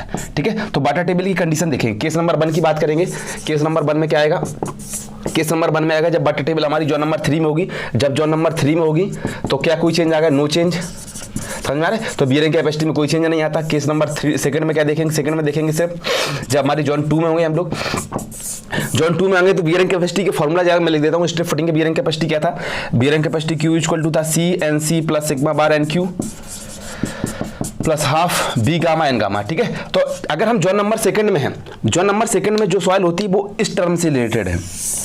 जोन नंबर 2, जोन नंबर हमारा फर्स्ट इस टर्म से रिलेटेड है। जोन नंबर फर्स्ट वाली जो यहाँ सिग्मा बार की वैल्यू लिखी है ना, गामा डी एफ, जो डेंसिटी गामा है वो जो नंबर 1 की है, यहाँ वाली जो डेंसिटी है वो जो नंबर सेकंड की डेंसिटी, समझ में आ रहा है। तो अगर बाटा टेबल अगर हमारा जो नंबर सेकंड में आ गया, जो नंबर सेकंड में आ गया तो सिर्फ इसमें ही चेंज आएगा, सॉरी इसमें चेंज आएगा, इसमें कोई चेंज आने वाला नहीं है। जो नंबर 1 में, जब बाटा टेबल हमारा जो नंबर 1 में आ जाएगा तब इस वाले टर्म में चेंज आएगा, ठीक है। तो किसमें चेंज आने वाला है, सिर्फ इस वाले टर्म में चेंज आएगा। मान लो जेड हाइट, ये यहाँ से मैं दूसरे कलर का इस्तेमाल कर लेता हूँ, ज्यादा हौच-पौच हो जाएगा इसमें, ठीक है। अगर मान लो हमारी जेड डिस्टेंस पे बाटा टेबल है, ठीक है। तो अब यहाँ वाला तो सैचुरेटेड हो गया है सॉइल पूरी तरह से, इसमें वाटर है। ये वाली क्या अभी गामा बल्कि ये भी है। तो अब हमें दो टाइप्स के, एक तो जेड मिल गया और बची हुई हाइट कितनी हो जाएगी भाई, बची हुई हाइट हो जाएगी बी माइनस जेड, ठीक है। तो अब हम क्या करते हैं, इसमें एवरेज निकालते हैं, ठीक है। तो गामा एवरेज किसके बराबर आ जाएगा, गामा एवरेज बराबर आता है, मैं लिख दे रहा हूँ, gamma average Z into gamma bulk, वहां की density plus B minus Z into gamma saturated divide by पूरी डिस्टेंस यानी जेड, ठीक है। तो जो यहाँ ये वाली वैल्यू, ये गामा एवरेज आएगा फिर इधर, तो गामा एवरेज की वैल्यू यहाँ से पुट करेंगे और कोई चेंज आने वाले नहीं है, ठीक है। अब बात करते हैं केस नंबर 3 की। केस नंबर 3 में क्या आएगा, जब बाटा टेबल हमारी जो नंबर फर्स्ट में आ जाएगी तो बात करते हैं तब किसमें चेंज आएगा, कहीं ना कहीं बाटा टेबल जो नंबर 1 में आ गया है, जो नंबर 1 में आने से इसका मतलब सेकंड टर्म में चेंज आएगा और थर्ड टर्म में भी चेंज आएगा, ठीक है। तो सब बात करते हैं केस नंबर 2 की। तो केस नंबर 2 हमारा क्या कहता है, केस नंबर 3 कि एट जोन फर्स्ट, यानी जब बाटा टेबल हमारा कहाँ होगा, जोन नंबर फर्स्ट में होगा। जब जोन नंबर फर्स्ट में होगा तो जो बियरिंग कैपेसिटी का फॉर्मूला लिख रहा हूं मैं, क्यू इक्वल टू क्या आया था, C N C plus sigma bar N Q plus half B gamma और एन गामा, ठीक है। अब इसमें तो कोई मतलब नहीं, इसमें भी चेंज आएगा और इसमें भी। अब गामा पूरा यहाँ की सॉइल क्या हो गई, पूरी तरह से इसमें पानी भर गया इधर तक। अब पानी कहीं ना कहीं हमारा यहाँ आ गया है, ये आ गया इधर, यहां तक पानी आ चुका है पूरी तरह से। तो ये वाली सॉइल पूरी कैसी हो गई, सैचुरेटेड। तो यहां क्या लिख देंगे हम, सैचुरेटेड डायरेक्ट में लिख दे रहा हूं, plus half B gamma saturated और gamma saturated into N gamma लिखा है इधर, ठीक है, और एन गामा, ठीक है। अब यहां वाले में क्या चेंज आएगा, अब यहां भी वही डिस्टेंस मान के चलेंगे। यहां अगर मान लो ये जेड हाइट तक है, इसके लिए जेड मान, इसके लिए जेड 1 मान लो, ठीक है। तो अब इसके लिए अगर जेड 1 हाइट पे है सॉरी, तो अब इसमें चूंकि इफेक्टिव स्ट्रेस कैसे निकालते हैं अपन लोग, इफेक्टिव स्ट्रेस निकालते थे गामा सबमर्ज, अगर पानी भरा है तो गामा सबमर्ज इनटू जेड। अब गामा सबमर्ज कैसे निकलता था, गामा सबमर्ज निकलता था gamma saturated minus gamma W, ठीक है। तो उसका इस्तेमाल करके यहाँ गामा सैचुरेटेड की वैल्यू निकालने की, तो गामा सबमर्ज आ गया, ये सैचुरेटेड लग गया, गामा सबमर्ज निकालना आ गया भाई, गामा सबमर्ज निकल के आ गया, ठीक है। उसके बाद अगर इसकी डिस्टेंस अगर मान लो डीएफ है, निकलता कैसे मैं एक बार बता देता हूँ। डिस्टेंस डीएफ है तो बची हुई डिस्टेंस कितनी हो जाएगी, डीएफ माइनस जेड 1, ठीक है। तो कैसे निकलेगा gamma saturated, gamma total gamma किससे निकलेगा, जेड 1 इंटू यहाँ की डेंसिटी बल्क होगी, ठीक है, यहाँ की गामा सैचुरेटेड है। तो बात करते हैं जेड 1 सिग्मा 1 किससे आएगा, Z 1 into gamma bulk plus यहाँ क्या जाएगा गामा सबमर्ज, जो वैल्यू मैं यहाँ दिखा चुका हूँ, गामा सबमर्ज और Z minus Z 1 DF minus Z 1, ठीक है। तो यहाँ तक मामला क्लियर है। सिग्मा बार की वैल्यू निकाली, सिग्मा बार की वैल्यू पुट कर देंगे यहाँ, तो हमारा मामला यहाँ तक क्लियर हो जाएगा, ठीक। ये तो बात होगी बाटा टेबल का बियरिंग कैपेसिटी में क्या चेंज आता है, मैंने बात करी, ये बेसिकली स्ट्रिप फुटिंग के लिए बात थी। अब अपन बात करते हैं कि अगर किले में आए, अगर मान लो हमारी सैंड किले है, जो हमारी सॉइल मान लो अगर किले है या सैंडी सॉइल है या सीफाई सॉइल है, तो बियरिंग कैपेसिटी में क्या चेंज आता है, उन सब की बात करते हैं, ठीक है। तो सबसे पहले बात करते हैं किले के लिए। किले के लिए क्या होता है, किले सॉइल को हम कौन सी बोलते हैं, फ्रिक्शनल लेस सॉइल बोलते हैं किले सॉइल को। किले सॉइल को कौन सी सॉइल बोलते हैं, सबसे पहले बात करते हैं सैंडी सॉइल के लिए। पहला बात करें स्पेशल केसेस में सैंडी सॉइल की बात करते हैं। तो सैंडी सॉइल में क्या होता है, सैंडी सॉइल मतलब कोहेशन लेस सॉइल, या इसमें क्या होता है कोई सैंडी सॉइल में क्या होता है C0 होता है। तो C0 होगा तो बियरिंग कैपेसिटी में क्या जाएगा, क्यू यू इक्वल टू क्या जाएगा, C N C plus sigma bar N Q plus half B gamma और एन गामा, ये था। यहाँ अब सी क्या आ जाएगा, 0 हो जाएगा, तो बियरिंग कैपेसिटी में क्या चेंज आ जाएगा, बियरिंग कैपेसिटी में चेंज आएगा sigma bar N Q plus half B gamma और एन गामा, ठीक है। तो किन किन फैक्टर पर डिपेंड कर रहा है, कहीं ना कहीं ये डेप्थ पे डिपेंड कर रहा है, डेप्थ सिग्मा बार पे डिपेंड कर रहा है। यहाँ हमने फैक्टर मल्टीप्लाई किया था, किसका फैक्टर मल्टीप्लाई किया था, 1 माइनस 0.2 B/L का मल्टीप्लाई किया था। तो कहीं ना कहीं ये शेप पे भी डिपेंड कर रहा है, डेप्थ पे भी डिपेंड कर रहा है, और ये साइज पे भी डिपेंड कर ही रहा है, लोकेशन ऑफ वाटर टेबल पे भी डिपेंड कर रहा है। ठीक है, तो सैंडी सॉइल में बियरिंग कैपेसिटी चारों फैक्टर पे डिपेंड करती है, शेप पे भी डिपेंड करती है, साइज पे भी डिपेंड करती है, डेप्थ पे भी डिपेंड करती है, और लोकेशन ऑफ वाटर टेबल पे डिपेंड करती है। ठीक है, अब दूसरी की बात करते हैं, अगर हम क्ले सॉइल की बात करें, for a clay soil, clay soil के लिए दो कंडीशन है। क्ले सॉइल के लिए तो तरजागी और प्रेंटल्स ने, प्रेंटल्स की बात करते हैं, प्रेंटल्स की बात करें और तरजागी की बात करें। ठीक है, तरजागी और प्रेंटल्स ने क्या बोला था, मैं बता देता हूं। तरजागी ने कहा था, प्रेंटल्स ने बताया था कि क्ले सॉइल में NC, NQ और N गामा की वैल्यू के लिए बात करी थी। ठीक है, NC की वैल्यू प्रेंटल्स ने बताया था 5.14 होगा, NQ की वैल्यू 1 होगी, N गामा की वैल्यू 0, सॉरी NQ की वैल्यू 1 होगी और N गामा की वैल्यू क्या होगी, 0। तरजागी ने कहा था कि जो NC की AC लिखा है, NC की वैल्यू होगी वो कितनी होगी, 5.7 होगी, और NQ की वैल्यू 1 होगी, और N गामा की वैल्यू क्या होगी, 0 होगी। अभी अपन लोग स्कैम्पटन्स पढ़े वहां भी देखेंगे। ठीक है, तो क्ले सॉइल के लिए बात करते हैं, तो NC की वैल्यू कितनी रखना है, तरजागी के हिसाब से 5.7, तो यहाँ रख दो 5.7, तो QU इक्वल टू कितना जाएगा, 5.7 C की वैल्यू रखी थी मैंने, सॉरी NC की वैल्यू रख दी, C बचेगा 5.7 C प्लस, अब सिग्मा बार क्या हो जाएगा, क्योंकि N गामा की वैल्यू कितनी है, 0, तो यहाँ क्या बचेगा, सिर्फ सिग्मा बार, और ये वाला टर्म क्या हो जाएगा, क्योंकि यहाँ N गामा क्या है, 0 है, तो ये पूरा टर्म क्या हो जाएगा, 0। तो QU इक्वल टू कितना जाएगा, 5.7 C प्लस सिग्मा बार। ठीक, तो ये आ गई अल्टीमेट बियरिंग कैपेसिटी किसमें, क्ले सॉइल में। ठीक, तो किन किन चीजों पर डिपेंड कर रही, किन किन चीजों पर डिपेंड कर रही, ये शेप पे डिपेंड कर रही, हाँ डिपेंड कर रही, ये डेप्थ पे डिपेंड कर रही, हाँ डिपेंड कर रही, लोकेशन ऑफ वाटर टेबल पे डिपेंड कर रही, हाँ डिपेंड कर रही, बट कहीं ना कहीं ये किससे इंडिपेंडेंट है, साइज से इंडिपेंडेंट है, independent of size, independent of size. ठीक है, ये आ गई अल्टीमेट बियरिंग कैपेसिटी। अब अगर इसे हम नेट अल्टीमेट बियरिंग कैपेसिटी की बात करें, तो नेट अल्टीमेट बियरिंग कैपेसिटी किससे आ जाएगी, ओवरबर्डन प्रेशर को क्या करना पड़ेगा, माइनस, यानी हम क्या करेंगे, ultimate pressure minus overburden pressure कर देंगे, तो क्या मिल जाएगा हमें, कहीं ना कहीं 5.7 C। ठीक है, तो नेट अल्टीमेट बियरिंग कैपेसिटी में क्या गई, 5.7 C। तो ये किसी ये डेप्थ पे डिपेंड कर रही है, नहीं, ये क्या डेप्थ पे डिपेंड कर रही, नहीं, ये शेप पे डिपेंड कर रही, हाँ शेप पे तो डिपेंड कर रही है ना, यहाँ मल्टीप्लाई किए थे हम, किसका मल्टीप्लाई किया, 1 प्लस 0.3 B/L का मल्टीप्लाई किया है, तो किस पे डिपेंड कर रही, ये सिर्फ शेप पे डिपेंड कर रही, ना ही ये साइज पे डिपेंड कर रही, ना ही डेप्थ पे डिपेंड कर रही, ना ही वाटर टेबल पे डिपेंड कर रही। ठीक है, तो अपन ये C5 सॉइल की, अपन लोग C5 सॉइल की वहां देख चुके थे, 5 सॉइल की यहाँ देख ली, इसको 5 सॉइल भी बोलते हैं, इसको C सॉइल भी बोलते हैं, C सॉइल। ठीक है, तो अपन बात करते हैं, अपन लोग बात करी थी कि C5 सॉइल के लिए जो बियरिंग कैपेसिटी डिपेंड करती है, शेप पे भी डिपेंड करती है, साइज पे भी डिपेंड करती है, लोकेशन ऑफ वाटर टेबल पे डिपेंड करती है, सारे पैरामीटर डिपेंड करती है। ठीक है, उसके बाद सैंडी सॉइल की बात की, सैंडी सॉइल में किस पे डिपेंड करी, सैंडी सॉइल में भी चारों parameter, depth, shape, size, depth और लोकेशन, चारों चीजों पर डिपेंड कर रही थी। क्ले सॉइल की बात करी, क्ले सॉइल में जो अल्टीमेट बियरिंग कैपेसिटी है वो सिर्फ साइज से इंडिपेंडेंट थी, बाकी सब चीजों पर डिपेंड कर रही थी, डेप्थ पे भी डिपेंड करेगी, लोकेशन ऑफ वाटर टेबल पे भी डिपेंड करेगी, और डेप्थ हो गया, लोकेशन ऑफ वाटर टेबल हो गया, और साइज सेफ हो गया, इन चीजों से इंडिपेंडेंट है, इंडिपेंडेंट। और बात करते हैं, अगर हम तरजागी एनालिसिस की बात करें, सॉरी तरजागी नहीं, नेट अल्टीमेट बियरिंग कैपेसिटी की बात करें, तो नेट अल्टीमेट बियरिंग कैपेसिटी सिर्फ किस पे डिपेंड है, सिर्फ शेप पे डिपेंड है, ना तो साइज पे डिपेंड है, ना ही डेप्थ पे डिपेंड है, ना ही लोकेशन ऑफ वाटर टेबल पे डिपेंड है। ठीक है, तो ये तो बात हो गई तरजागी की, तरजागी एनालिसिस कंप्लीट हो गया, वाटर टेबल का बियरिंग कैपेसिटी का वाटर टेबल क्या इफेक्ट है वो भी क्लियर हो गया। अब चलो बात करते हैं किस चीज की, अपन लोग बात करने वाले हैं स्कैम्पटन्स एनालिसिस की। ठीक है, थोड़ा डालो स्कैम्पटन्स एनालिसिस। स्कैम्पटन्स एनालिसिस क्या था, समझते कि करके चीजों को। ठीक है, गर्मी बहुत ज्यादा है भाई, चलो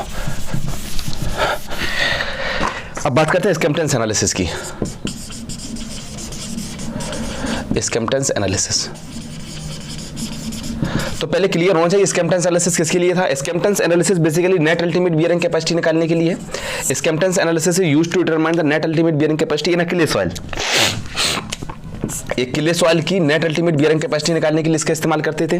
ठीक, अच्छा, अभी जो अपन लोगों ने तरजागी एनालिसिस बात करी, तो मैंने बात करी थी NC, NQ, N गामा की बात करी थी ना भाई, 3 पैरामीटर थे, इनको हमने बियरिंग कैपेसिटी फैक्टर बोला था। तो NC, NQ, N गामा की वैल्यू कहीं ना कहीं किस पे डिपेंड कर रही थी, depend upon the angle of internal friction, angle of internal friction sorry, angle of internal friction पे चीजें डिपेंड कर रही थी कहीं ना कहीं, यानी फाई पे डिपेंड कर रही थी। ठीक है, तो वहां पर लोगों ने बात करी। उसके बाद अब स्कैम्पटन्स एनालिसिस किसके लिए, क्ले सॉइल के लिए। तो नेट अल्टीमेट बियरिंग कैपेसिटी का फॉर्मूला क्या बनेगा, तो नेट अल्टीमेट बियरिंग कैपेसिटी का फॉर्मूला बनेगा CNC। यही हमारा किसका फॉर्मूला है, किसके स्कैम्पटन्स एनालिसिस से बियरिंग कैपेसिटी का फॉर्मूला यही है, CNC। अब NC क्या है, NC क्या है, स्कैम्पटन्स बियरिंग कैपेसिटी फैक्टर लिख दो। NC क्या है, स्कैम्पटन्स बियरिंग कैपेसिटी फैक्टर, ठीक है, स्कैम्पटेंस बियरिंग कैपेसिटी फैक्टर है। एनसी हमारा क्या है, स्कैम्पटेंस बियरिंग कैपेसिटी फैक्टर, एनसी को हमने बोला है, ठीक है। एनसी की वैल्यू किस पे डिपेंड करती है, NC depend upon the depth by breadth ratio. जो एनसी की वैल्यू होती है डिपेंड करती है डेप्थ बाई ब्रेड्थ रेशियो पे। एनसी की वैल्यू तरजागी में ये एंगल ऑफ इंटरनल फ्रिक्शन में डिपेंड कर रही थी, बट स्कैम्पटेंस में एनसी की value depth by breadth ratio depend करी। Depth by breadth ratio depend करने से मेरा मतलब क्या है, देखो मेरा मतलब क्या है, जैसे ये हमारी फुटिंग है, ठीक है, ये इसकी क्या है, ब्रेड्थ है, ये इसकी क्या है, डेप्थ है। अब तरजागी जो इक्वेशन आई थी, तरजागी इक्वेशन ने साइड रेसिस्टेंस क्या किया था, इग्नोर किया था। तरजागी ने कहा था कि जो फुटिंग के अब जो बेस सॉइल है उसके साइड उसके रेसिस्टेंस क्या किया था, इग्नोर किया था। और जो स्कैम्पटेंस थी, स्कैम्पटेंस ने कहीं ना कहीं डेप्थ बाई ब्रेड्थ रेशियो लेके ये बताने की कोशिश करी थी कि सॉइल के ऊपर जो सॉइल है उसके रेजिस्टेंस को कंसीडरेशन में लाए थे, ठीक। अभी अपन लोग पाइल फाउंडेशन पढ़ेंगे, पाइल फाउंडेशन में ये चीज आती है कि साइड रेसिस्टेंट को स्किन फ्रिक्शन को हम कंसीडर करते हैं, वो अभी बात नहीं करेंगे, ठीक है। तो कहीं ना कहीं अगर स्कैम्पटेंस ने इस depth by breadth ratio consider किया था, depth by breadth ratio consideration लाने से कि जो सॉइल फुटिंग के अबव सॉइल उसके साइड रेसिस्टेंट को क्या किया था, कंसीडरेशन में लाए थे, ठीक है। तो इन तीन चीजों पर डिपेंड करता है। केस नंबर फर्स्ट की बात करते हैं, तो एनसी की मेन टारगेट अपना एनसी की वैल्यू निकालना है। तो केस नंबर फर्स्ट की बात करते हैं, मैं जल्दी से यहाँ तीनों लिख देता हूँ, समय को ना जाया करते हो। केस नंबर फर्स्ट की बात करते हैं, जब डेप्थ बाई ब्रेड्थ रेशियो क्या होगा, हमारा जीरो होगा। जब depth by breadth ratio zero होने का मतलब क्या है, depth by breadth ratio zero होने का मतलब क्या है, फुटिंग हमारी ग्राउंड लेवल कहाँ गया, इधर आ गया, ग्राउंड लेवल इधर है। तो सॉरी, हमेशा डेप्थ कहां मेजर करते हैं, always depth measure below the base below the ground level. जो फुटिंग की डेप्थ होती है वो हम ग्राउंड लेवल के नीचे डेप्थ मेजर करते हैं। अगर मान लो फुटिंग ही हमारी यहां रख दी जाए, ग्राउंड लेवल पे ही रख दी जाए, तो डेप्थ क्या हो जाती है, जीरो। अगर depth by breadth ratio zero, इसका मतलब फॉर्मूला में क्या आता है, तो एनसी की वैल्यू क्या होती है, एनसी की वैल्यू होती है 5 और एनसी की वैल्यू होती है 6। 5 किसके लिए होती है, स्ट्रिप फुटिंग के लिए होती है, मैं लिख दे रहा हूं, और 6 होती है all type of footing. All type से मेरा मतलब ये रेक्टेंगुलर के लिए, स्क्वायर के लिए, सर्कुलर के लिए, राफ्ट के सब के लिए, ठीक है। और दूसरा केस नंबर सेकंड क्या हो सकता है, इसमें एनसी की वैल्यू निकालना सिखा रहा हूं, इस पे क्वेश्चन आए हुए हैं गेट में कि एनसी की वैल्यू अगर हमारी 0.25 से छोटी है तो क्या कहते हैं। केस नंबर सेकंड की बात करते हैं। केस नंबर सेकंड में क्या आता है कि जब जो हमारी डेप्थ बाई ब्रेड्थ रेशियो की वैल्यू क्या है, D by be greater than 0 है, लेस देन किसके, 2.5 के, ठीक है। तो एनसी की तीन वैल्यू आती है, एनसी की वैल्यू सबसे पहले किसके लिए आती है, स्ट्रिप फुटिंग के लिए। स्ट्रिप फुटिंग के लिए वैल्यू कितनी होती है, 5 + 0.2 डी एफ बाई बी, ये होती है 5 + 0.2, ये 0.2 लिखा है, ठीक है। किसके लिए है, फॉर स्ट्रिप, लिख दे रहा हूं भाई। अगर वीडियो अच्छा लग रहा हो तो शेयर जरूर कर देना, ठीक है, क्योंकि गर्मी बहुत ज्यादा लग रही है, मेहनत का काम काफी ज्यादा, ठीक है। तो 0.2 ये किसके लिए है, स्ट्रिप फुटिंग के लिए है। उसके बाद एनसी की वैल्यू कितनी आई थी, 6.0 आई थी, किसके लिए, 1 + 0.2 डी एफ बाई बी, ये किसके लिए आया था, स्क्वायर के लिए आया था, ठीक है। एक केस और लास्ट आता है, लास्ट केस की एनसी की वैल्यू थर्ड की बात करते हैं। एनसी की वैल्यू थर्ड किसके लिए आई थी, 5 आई थी, 1 + 0.2 B by L plus 1 + 0.2 D F by B, ये किसके लिए आया था, स्क्वायर तो हो गया, सर्कुलर और रेक्टेंगुलर और राफ्ट फुटिंग के लिए, ठीक है। समझ में आया। तो एनसी की वैल्यू कितनी आई थी, एनसी की वैल्यू अपन लोगों ने बात करी जब डेप्थ बाई ब्रेड्थ रेशियो तो 5 थी, स्ट्रिप फुटिंग के लिए 6 थी, और ऑल टाइप ऑफ फुटिंग के लिए एनसी की वैल्यू 0 से 2.5 के बीच हो, तो एनसी की वैल्यू 0.2 डी बाई बी थी स्ट्रिप के लिए, और स्क्वायर के लिए और सर्कुलर की मैंने वहां लिख दी, ठीक है। अब लास्ट थर्ड केस की बात करते हैं इसमें कि जब डेप्थ बाई ब्रेड्थ रेशियो की वैल्यू अगर हमारी 2.5 से ज्यादा हो। केस नंबर थर्ड की बात करते हैं, केस नंबर थर्ड में क्या है कि जब डेप्थ बाई ब्रेड्थ रेशियो क्या है, ज्यादा है, डेप्थ बाई ब्रेड्थ रेशियो है ग्रेटर देन 2.5 है, ठीक है। तो एनसी की वैल्यू होती है हमारी 7.5, एनसी की वैल्यू होती है 9, 7.5 होती है स्ट्रिप के लिए, ठीक है, और 9 होती है स्क्वायर। सब ऑल टाइप ऑफ फुटिंग लिख दे रहा हूं मैं, ऑल टाइप ऑफ फुटिंग, जो भी अपन टाइप पढ़ रहे हैं, मतलब स्क्वायर, सर्कुलर, रेक्टेंगुलर सबके लिए, ठीक है। तो स्कैम्पटेंस एनालिसिस क्लियर है। स्कैम्पटेंस एनालिसिस में पहला जंक्शन क्या था, स्कैम्पटेंस ने साइड रेसिस्टेंस को कंसीडरेशन में लाए थे, और दूसरा जंक्शन था इन लोगों ने जो एनसी की वैल्यू थी depth by breadth ratio depend करती है, उसके उन बेसिस पे अपन लोगों ने एनसी की वैल्यू निकालना सीखे, ठीक है। इसके बाद अपन लोग इसकी बात करते हैं, इसके बाद अपन लोग बात करते हैं मेयरहॉफ मेथड। स्कैम्पटेंस देख लिया, अब बात करते हैं मेयरहॉफ की, ठीक है, मेयरहॉफ एनालिसिस,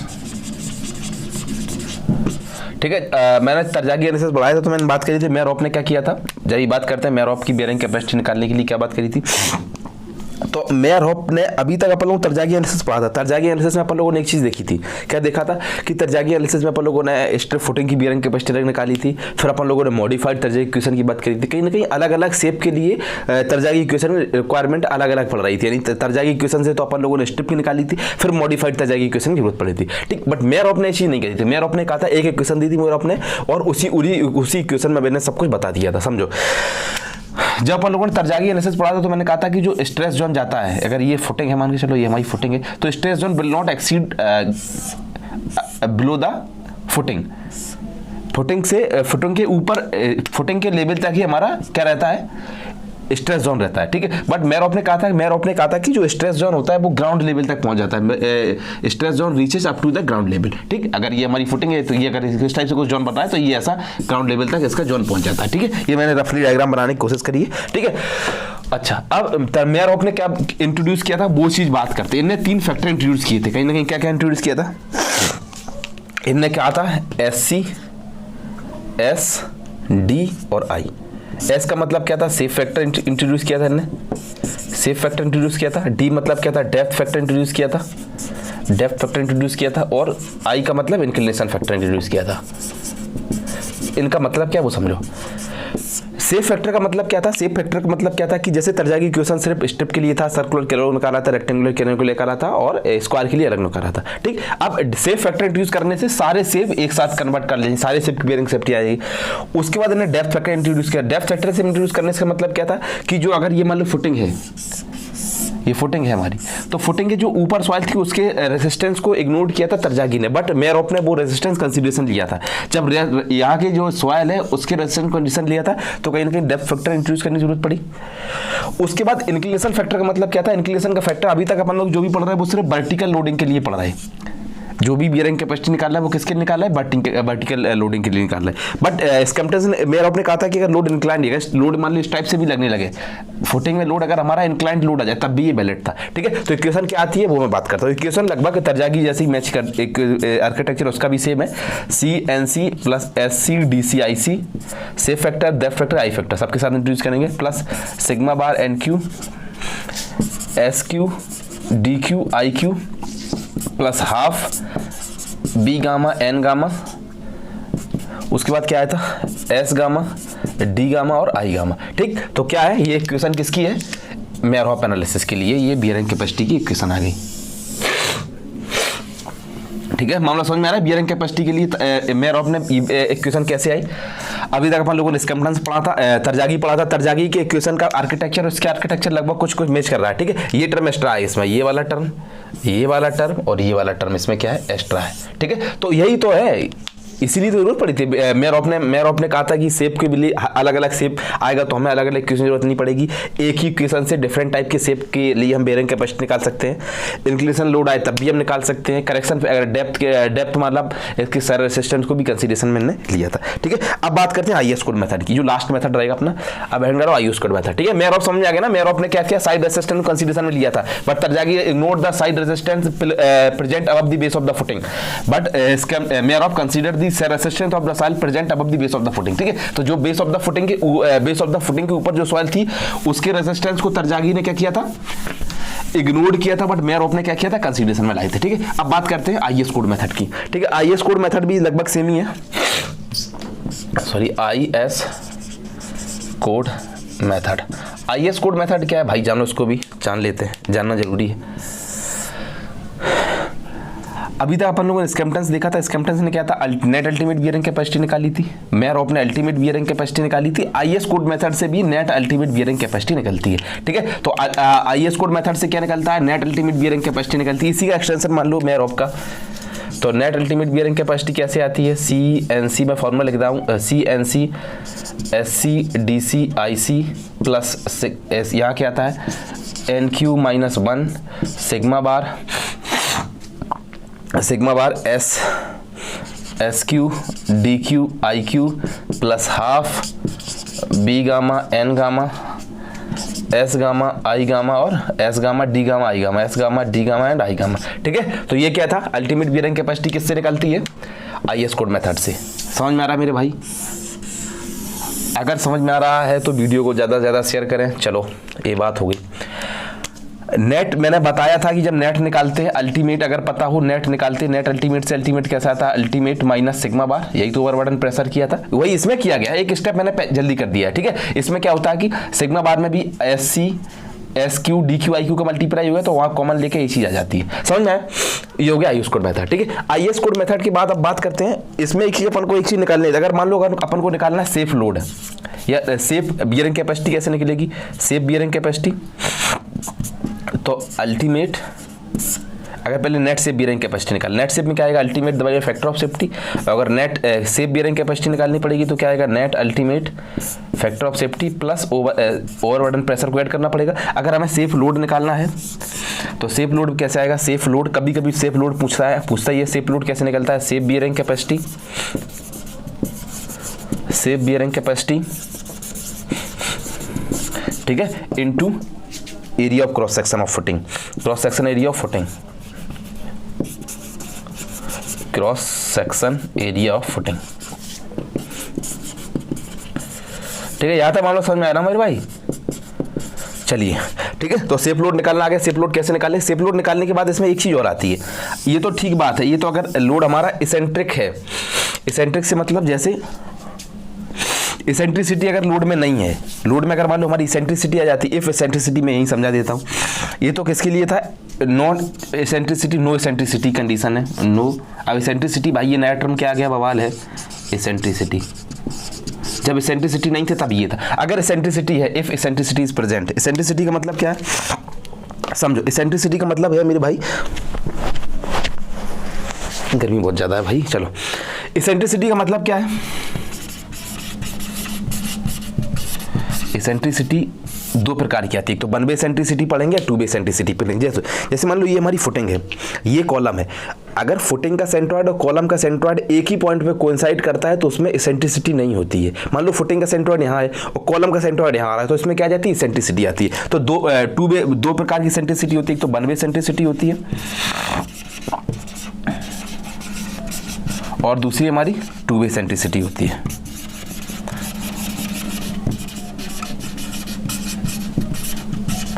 ठीक है, वन वे इसेंट्रिसिटी का मतलब क्या है, जैसे मैं इसका प्लान एरिया दिखाऊं, ये किसी भी क्रॉस फुटिंग का प्लान एरिया है, प्लान एरिया बनाया मैंने इसका, ये टॉप व्यू है कहीं ना कहीं, समझो ये अगर इसका सेंट्रॉइड है, अगर लोडिंग इसी पॉइंट पे आ रही तो इसेंट्रिसिटी नहीं है, अगर लोडिंग मान लो यहाँ लग रहा है तो ये कौन सी इसेंट्रिसिटी, वन वे इसेंट्रिसिटी, चूंकि एक इसको एक्स डायरेक्शन मान लो, इसको बाई डायरेक्शन मान लो, तो ये कौन सी eccentricity, one way eccentricity.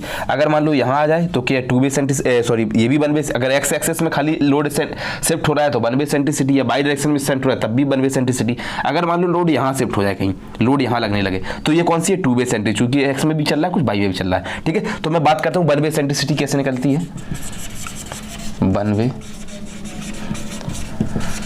One way eccentricity कैसे निकली, वन वे इसेंट्रिसिटी या रिड्यूस्ड, अगर ब्रेड्थ में चेंज हो रहा है तो रिड्यूस्ड ब्रेड्थ क्या आता है, B minus two E x, कैसे आता है समझ लियो इस बात को। अगर ई एक्स की इसेंट्रिसिटी है तो ये फॉर्मूला आता है, अगर लेंथ में चेंज आएगा तो L minus two E by, अगर ये एक्स बी हमारी ये ब्रेड्थ है और अगर एल हमारी ये लेंथ है। ठीक है, अगर लेंथ में चेंज आ रहा है, ब्रेड्थ में चेंज आएगा बी डैश तो B minus two E x, length में चेंज आएगा तो ये वाली हो जाएगी। ठीक है, उसके बाद और फिर अगर ये अगर इसेंट्रिसिटी है तब सेफ लोड कैसे निकलेगा, इफ लिख दे रहा हूँ उसको मैं, समझ लेना अपने मन से, मैं सब चीज लिखता रहूं करेक्ट कैसे। अगर इफ इसेंट्रिसिटी प्रेजेंट, अगर इसेंट्रिसिटी है, इफ इसेंट्रिसिटी इज अगर, देन सेफ लोड कैसे निकलेगा, फिर सेफ लोड कैसे निकलेगा, safe bearing capacity into reduced area, reduced area कैसे निकलेगा। अब रिड्यूस्ड एरिया अगर मान लो लेंथ और ब्रेड्थ दोनों में चेंज हो रहा है, लेंथ और ब्रेड्थ मैं मान के चला हूं टू बी इसेंट्रिसिटी है तो क्या आ जाएगा, B minus two E X into L minus two E by. ठीक है, समझ आ रहा है, तो दोनों में चेंज आ रहा है तो ये रिड्यूस्ड एरिया आ गया, ये हमारा क्या है पूरा रिड्यूस्ड एरिया। ठीक, तो इतना क्लियर है। यहाँ अपन लोगों ने बात करी थी आईओ स्क्वायर मेथड की, आईओ स्क्वायर मेथड से अपन लोगों ने नेट अल्टीमेट बियरिंग कैपेसिटी निकाली, net ultimate bearing capacity net से अपन लोगों ने नेट से बियरिंग कैपेसिटी निकाली, नेट से बियरिंग से अपन लोग सेफ लोड निकाल सकते हैं। सेफ लोड निकालने के बाद फिर अपने बात करी ये इसेंट्रिक लोड और नॉन इसेंट्रिक लोड में क्या गया, अगर इसेंट्रिसिटी नहीं है तब ये कंडीशन है, अगर इसेंट्रिसिटी है तो दो प्रकार की इसेंट्रिसिटी आ सकती है, या तो वन वे इसेंट्रिसिटी आ सकती है, टू वे इसेंट्रिसिटी आ सकती है। ठीक है, जब वन वे इसेंट्रिसिटी एसेंट्रिसिटी आएगी तो सिर्फ एक डायमेंशन में चेंज होगा, अगर टू बे एसेंट्रिसिटी आएगी तो दोनों डायमेंशन में चेंज होगा। ठीक है, अगर एसेंट्रिसिटी है तो उसके बाद कैसे लोड निकालते हैं, safe bearing capacity into reduce area. ये हमने किसके लिए बात करी है, टू बे एसेंट्रिसिटी की बात करी है। ठीक है, ये किसके लिए बात करी है, टू बे एसेंट्रिसिटी, यानी लेंथ और विड्थ दोनों में चेंज आ रहा है, टू बे एसेंट्रिसिटी। ठीक है, मामला क्लियर है भाई साहब। तो यहाँ तक अपना क्लियर हो गया। अपन लोगों ने अभी तक क्या एनालिटिकल मेथड में बात करी थी। मैंने एनालिटिकल मेथड में सबसे पहले अपन लोगों ने रैंक एनालिसिस देखा, रैंक के बाद तरजागी देखा, तरजागी के बाद स्कैम्पटन्स देखा, स्कैम्पटन्स के बाद मेयर ऑफ देखा, मेयर ऑफ के बाद आईएस कोड बाद देखा। ठीक है, और जो अपन लोगों ने तरजागी रैंक एनालिसिस और तरजागी एनालिसिस को मैंने कहा था ये अर्थ प्रेशर थ्योरी का एक्सटेंशन है। अर्थ प्रेशर थ्योरी के एक्सटेंशन के बाद अपन लोगों ने बात करी थी स्कैम्पटन्स एनालिसिस। स्कैम्पटन्स एनालिसिस से basically net ultimate bearing capacity निकालते थे। मेयर ऑफ, उसके बाद मेयर ऑफ से भी अल्टीमेट बियरिंग कैपेसिटी निकालते थे, साइड रेजिस्टेंस कंसीडरेशन में लिया था। उसके बाद हमने बात करी आईएस कोड मेथड में, तो उसके बाद नेट अल्टीमेट बियरिंग कैपेसिटी अपन कहीं ना कहीं कैलकुलेट करते हैं। ठीक है, तो इतना मामला क्लियर है, इतना मामला क्लियर हो गया। तो चलो अब बात करते हैं, ये तो बियरिंग कैपेसिटी किसके बेसिस पे निकाली अपन लोगों ने, जो भी बियरिंग कैपेसिटी निकाली वो शेयर क्राइटेरिया से निकाली। अब बात करते हैं सेटलमेंट क्राइटेरिया से। ठीक है, कि सेटलमेंट क्राइटेरिया से बियरिंग कैपेसिटी किस टाइप से कैलकुलेट करते हैं। ये अपन लोगों ने शेयर क्राइटेरिया के बेसिस पे अपन लोगों ने बियरिंग कैपेसिटी कहीं का निकालना सीख लिया है। ठीक है, एनालिटिकल मेथड पढ़ लिया, कोडल प्रोविजन में अपन कुछ पढ़ना नहीं है। अब बात करते हैं फील्ड मेथड की। ठीक है, फील्ड मेथड से अपन लोग सेटलमेंट क्राइटेरिया बियरिंग कैपेसिटी निकालते हैं। तो हेडिंग डालो फील्ड मेथड। ठीक है, फील्ड मेथड में क्या है, फील्ड मेथड बेसिकली तीन टाइप से मेथड आते हैं इसमें। कौन कौन से मेथड पढ़ेंगे अपन लोग, एक तो स्टैंडर्ड प्लेट लोड टेस्ट, मैं शॉर्ट में लिख दे रहा हूँ प्लेट लोड टेस्ट, इसे एसपीटी टेस्ट भी कहते हैं, sorry plate load test PLT test भी होते हैं। उसके बाद आता है स्टैंडर्ड पेनिट्रेशन टेस्ट यानी एसपीटी टेस्ट। उसके बाद आता है स्टैटिक कॉन पेनिट्रेशन टेस्ट यानी सीपीटी टेस्ट कहते हैं। ठीक है, तो plate load test, SPT test, CPT test, इन सब को देखने वाले हैं। ठीक है, तो सबसे पहले शुरुआत करेंगे प्लेट लोड टेस्ट। तो प्लेट लोड टेस्ट क्या होता है वो जान लो। ठीक है, तो प्लेट लोड टेस्ट क्या करते हैं, प्लेट लोड टेस्ट में अपन लोगों को क्या करना होता है, प्लेट लोड टेस्ट से अपन लोगों को बियरिंग कैपेसिटी निकालते हैं। सेटलमेंट क्राइटेरिया कर्व बनाएंगे तो देखेंगे किस टाइप से बियरिंग कैपेसिटी बनती है उसमें। समझो इसका सेटअप क्या होता है, कुछ इस टाइप से इसमें सेटअप होता है। इसमें सबसे पहले क्या करना होता है, जहाँ जिस सॉइल की बियरिंग कैपेसिटी निकालते हैं वहाँ एक गड्ढा बनाते हैं, गड्ढा बना दिया हमने। ठीक, गड्ढा के बाद फिर यहाँ एक प्लेट लगाते हैं, ये हमने प्लेट लगा दी यहाँ, इस टाइप से एक बेस प्लेट लगी होती है। ठीक, यहाँ एक जैक लगा होता है, हाइड्रोलिक जैक, जिस मैकेनिज्म से यहाँ लोड लगाया जाता है। ठीक है, इसको यहाँ इस टाइप से फंसा देते हैं, ये दीवार बना देते हैं यहाँ, यह गर्डर फंसा दिया है, एक अपना गर्डर लगा है। इस पर अपन लोग मैनुअली ऑपरेट भी कर सकते हैं, मशीनरी ऑपरेटेड भी होता है, दोनों चीज़ें होती है इसमें। ठीक है, ये अपनी गर्डर बना है। ठीक है, उसके बाद यहाँ समझो ये सेटअप है, ये अपना क्या है, हाइड्रोलिक जैक है, इसमें हाइड्रोलिक जैक लगा है इसमें। समझो इसकी मैकेनिज्म अभी क्वेश्चन क्लियर होगा। ये हमारी क्या है, बेस प्लेट है, प्लेट कहते हैं इसको, बेस प्लेट। ठीक है, इसमें 3 डायल गेज लगे होते हैं। बेस प्लेट में 3 डायल गेज, एक डायल गेज यहाँ लगा होता है, एक डायल गेज यहाँ लगा होता है, एक डायल गेज के पीछे लगा होता है। ठीक है, अब मैकेनिज्म कैसी होती है, सबसे पहले प्लेट लोड टेस्ट, हेडिंग पढ़िए plate load test. Plate load test करते कहते हैं, प्लेट लोड टेस्ट से अपन लोग किसका इस्तेमाल करते हैं, प्लेट की मदद से बियरिंग कैपेसिटी निकालते हैं। ठीक है, तो प्लेट का साइज यहाँ क्या क्या होता है, प्लेट का साइज यहाँ होता है 30 सेंटीमीटर, 45 सेंटीमीटर, 60 सेंटीमीटर और 90 सेंटीमीटर। ठीक है, इन साइज की प्लेट्स मिलती हैं। उन साइज की प्लेट्स को कैसे यूज करते हैं, सबसे पहले क्या करते हैं, जिस भी सॉइल में हमें बियरिंग कैपेसिटी निकालने वहाँ एक गड्ढा बनाते हैं। ये हमने गड्ढा बनाया, फिर यहाँ एक प्लेट लगती है, plate width of the plate है, वो गड्ढा कितना बड़ा बनाते हैं, गड्ढा हमेशा प्लेट की विड्थ से 5 टाइम मोर बनाते हैं। ठीक है, जो भी ये गड्ढा है, ये जो ट्रेंच बनाया हमने, इसकी कुछ अगर डेप्थ विड्थ बी है तो ये at least be is greater than at least 5 time of width of plate. तो ये कंडीशन ये होती है। ठीक है, उसके बाद क्या करना होता है, इसमें हमने 3 डायल गेजेस लगे। एक डायल गेज ये प्लेट है, एक सारे डायगलेज इस टाइप से समझ लो। ये अगर हमारी सर्कुलर प्लेट है तो इसमें एक डायगलेज यहाँ लगा है, एक डायगलेज यहाँ लगा है और एक डायगलेज यहाँ लगा है। ठीक है, तीनों के बीच का एंगल कितना होता है, ये आपस में एक दूसरे से 120 डिग्री के एंगल पे ये कनेक्टेड होते हैं, इस टाइप से कनेक्टेड। समझो यहाँ है, एक ये कनेक्टेड है, एक ये कनेक्टेड है, एक ये कनेक्टेड है, तो तीनों के बीच का एंगल कितना होता है 120 डिग्री, 120 डिग्री ईच अदर, एक दूसरे के बीच में 120 डिग्री का एंगल है। अब इसका इस्तेमाल कैसे करते हैं, इसका इस्तेमाल करने के लिए अपन लोग क्या करना पड़ता है, सबसे पहले गड्ढा बनाए, गड्ढे के बाद वहाँ बेस प्लेट लगाए, 3 डायल गेज लगे। अब क्वेश्चन आता है 3 डायल गेज क्यों इस्तेमाल करते हैं। 3 डायल गेज हम इसलिए इस्तेमाल करते हैं क्योंकि प्लेट में क्या होता है, डिफरेंशियल सेटलमेंट होता है। डिफरेंशियल सेटलमेंट से मतलब अगर ये प्लेट है तो सॉइल में अगर यूनिफॉर्म सेटलमेंट होता है तो एक डायल गेज से मेजर कर सकते हैं। अब डिफरेंशियल सेटलमेंट है यानी ये प्लेट है तो यहाँ कम सेटलमेंट है, यहाँ कम, अलग अलग टाइप सेटलमेंट है, तो तीनों डायल गेज से बियरिंग कैपेसिटी निकलती है, तीनों डायल गेज से सेटलमेंट निकलता है। बेसिकली तीनों डायल गेज से सेटलमेंट की वैल्यू आती है, उन सेटलमेंट की वैल्यू को अपन लोग एवरेज सेटलमेंट की वैल्यू निकालते हैं। ठीक है, तो ये समझ में आया किस टाइप से निकलते हैं। ये हाइड्रोलिक जैक लगा है, हाइड्रोलिक जैक की मदद से अपन लोग लोड लगाते हैं। जैसे जैसे लोड लगाएंगे वैसे वैसे प्लेट में सेटलमेंट आएगा, यानी लोड लगाने पर सेटलमेंट आएगा।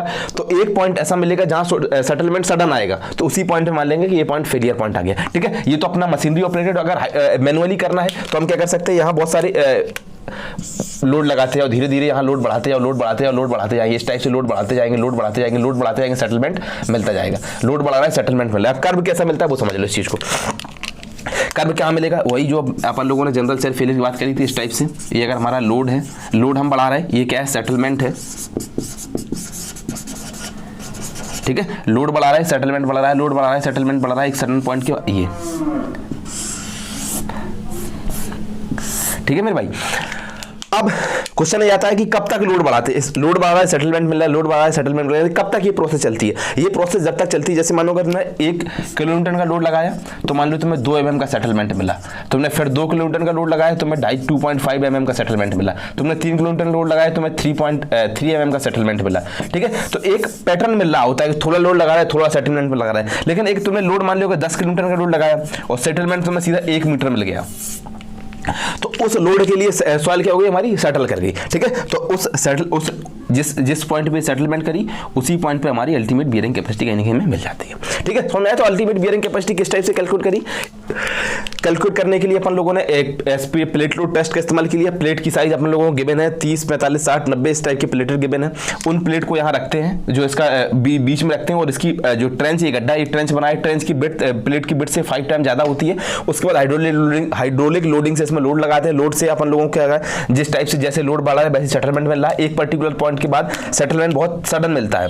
ठीक है, उसी पॉइंट पे जो लोड आता है उसी पॉइंट को हम अल्टीमेट लोड बोलते हैं। उसी और उस लोड से अपन लोग उसमें बेस ऑफ द फुटिंग का, अगर फुटिंग के बेस का डिवाइड करते हैं तो स्ट्रेस मिल जाता है। ठीक है, यानी बियरिंग कैपेसिटी कहीं हमें सॉइल की मिल जाएगी। ठीक है, इतना मामला क्लियर हो गया। तो अब आगे बढ़ते हैं। आगे ये तो मामला समझ में आ गया ना कि लोड सेटलमेंट से कर्व कैसे मिलता है। बियरिंग कैपेसिटी निकलते हैं। सबसे पहले बात करते हैं, अगर क्ले सॉइल है, अगर सिर्फ क्ले सॉइल है, क्ले सॉइल की बियरिंग कैपेसिटी कैसे निकलेगी, 4 क्ले। चलो 4 क्ले के लिए क्या होता है, क्ले के लिए बात करते हैं। 4 क्ले की बियरिंग कैपेसिटी किस टाइप से निकलेगी, अपन लोगों ने बात करी है अभी। Effect of butter table on bearing capacity मैंने बात करी थी। Effect of butter table on bearing capacity मैंने बात करी थी। क्ले के केस में क्या होता है कि ये सिर्फ शेप पे डिपेंड करती है, साइज में इंडिपेंडेंट है। साइज से मतलब नहीं है, साइज से मेरा मतलब है कि अगर मान लो हमारा फुटिंग हमारी स्क्वायर है तो हम प्लेट भी स्क्वायर ले लेंगे। अगर फुटिंग सर्कुलर है तो प्लेट भी सर्कुलर ले लेंगे। अगर फुटिंग हमारी रेक्टेंगुलर है तो प्लेट भी रेक्टेंगुलर ले लेंगे।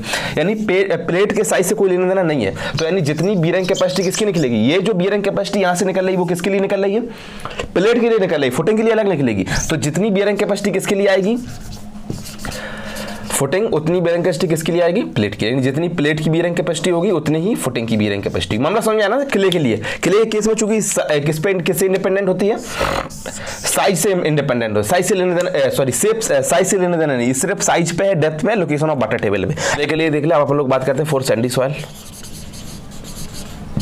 ठीक है, तो क्ले केस में वैसे ही अपन लोगों ने जब वाटर टेबल का इफेक्ट पड़ा था तो बियरिंग कैपेसिटी कहीं ना कहीं जितनी शेप पर डिपेंड ही नहीं कर रही थी, सिर्फ साइज पे डिपेंड कर रही थी। तो ठीक है, तो यहाँ क्या जाएगा, यहाँ पर लोगों को क्या निकालना है, ultimate bearing capacity of footing divide by ultimate bearing capacity of plate divide by width of footing divide by width of plate. ठीक है, तो इस फॉर्मूले की मदद से अपन लोग क्या कैलकुलेट कर सकते हैं, अपनी बियरिंग कैपेसिटी कहीं ना कहीं कैलकुलेट कर सकते हैं। अगर मान लो हमें बियरिंग कैपेसिटी ऑफ फुटिंग निकालना है तो बियरिंग कैपेसिटी ऑफ फुटिंग कैसे आ जाएगा, width of footing divide by width of plate into ultimate bearing capacity of plate. ठीक है, ultimate bearing capacity of plate यहाँ से आएगा, इस करस्पॉन्डिंग ये जितना सेटलमेंट आएगा उस करस्पॉन्डिंग के लोड में जो बियरिंग कैपेसिटी मिलेगी वो हमारी क्या होगी, अल्टीमेट बियरिंग कैपेसिटी। ठीक है, तो मामला समझ में आ रहा है ना मेरे भाई।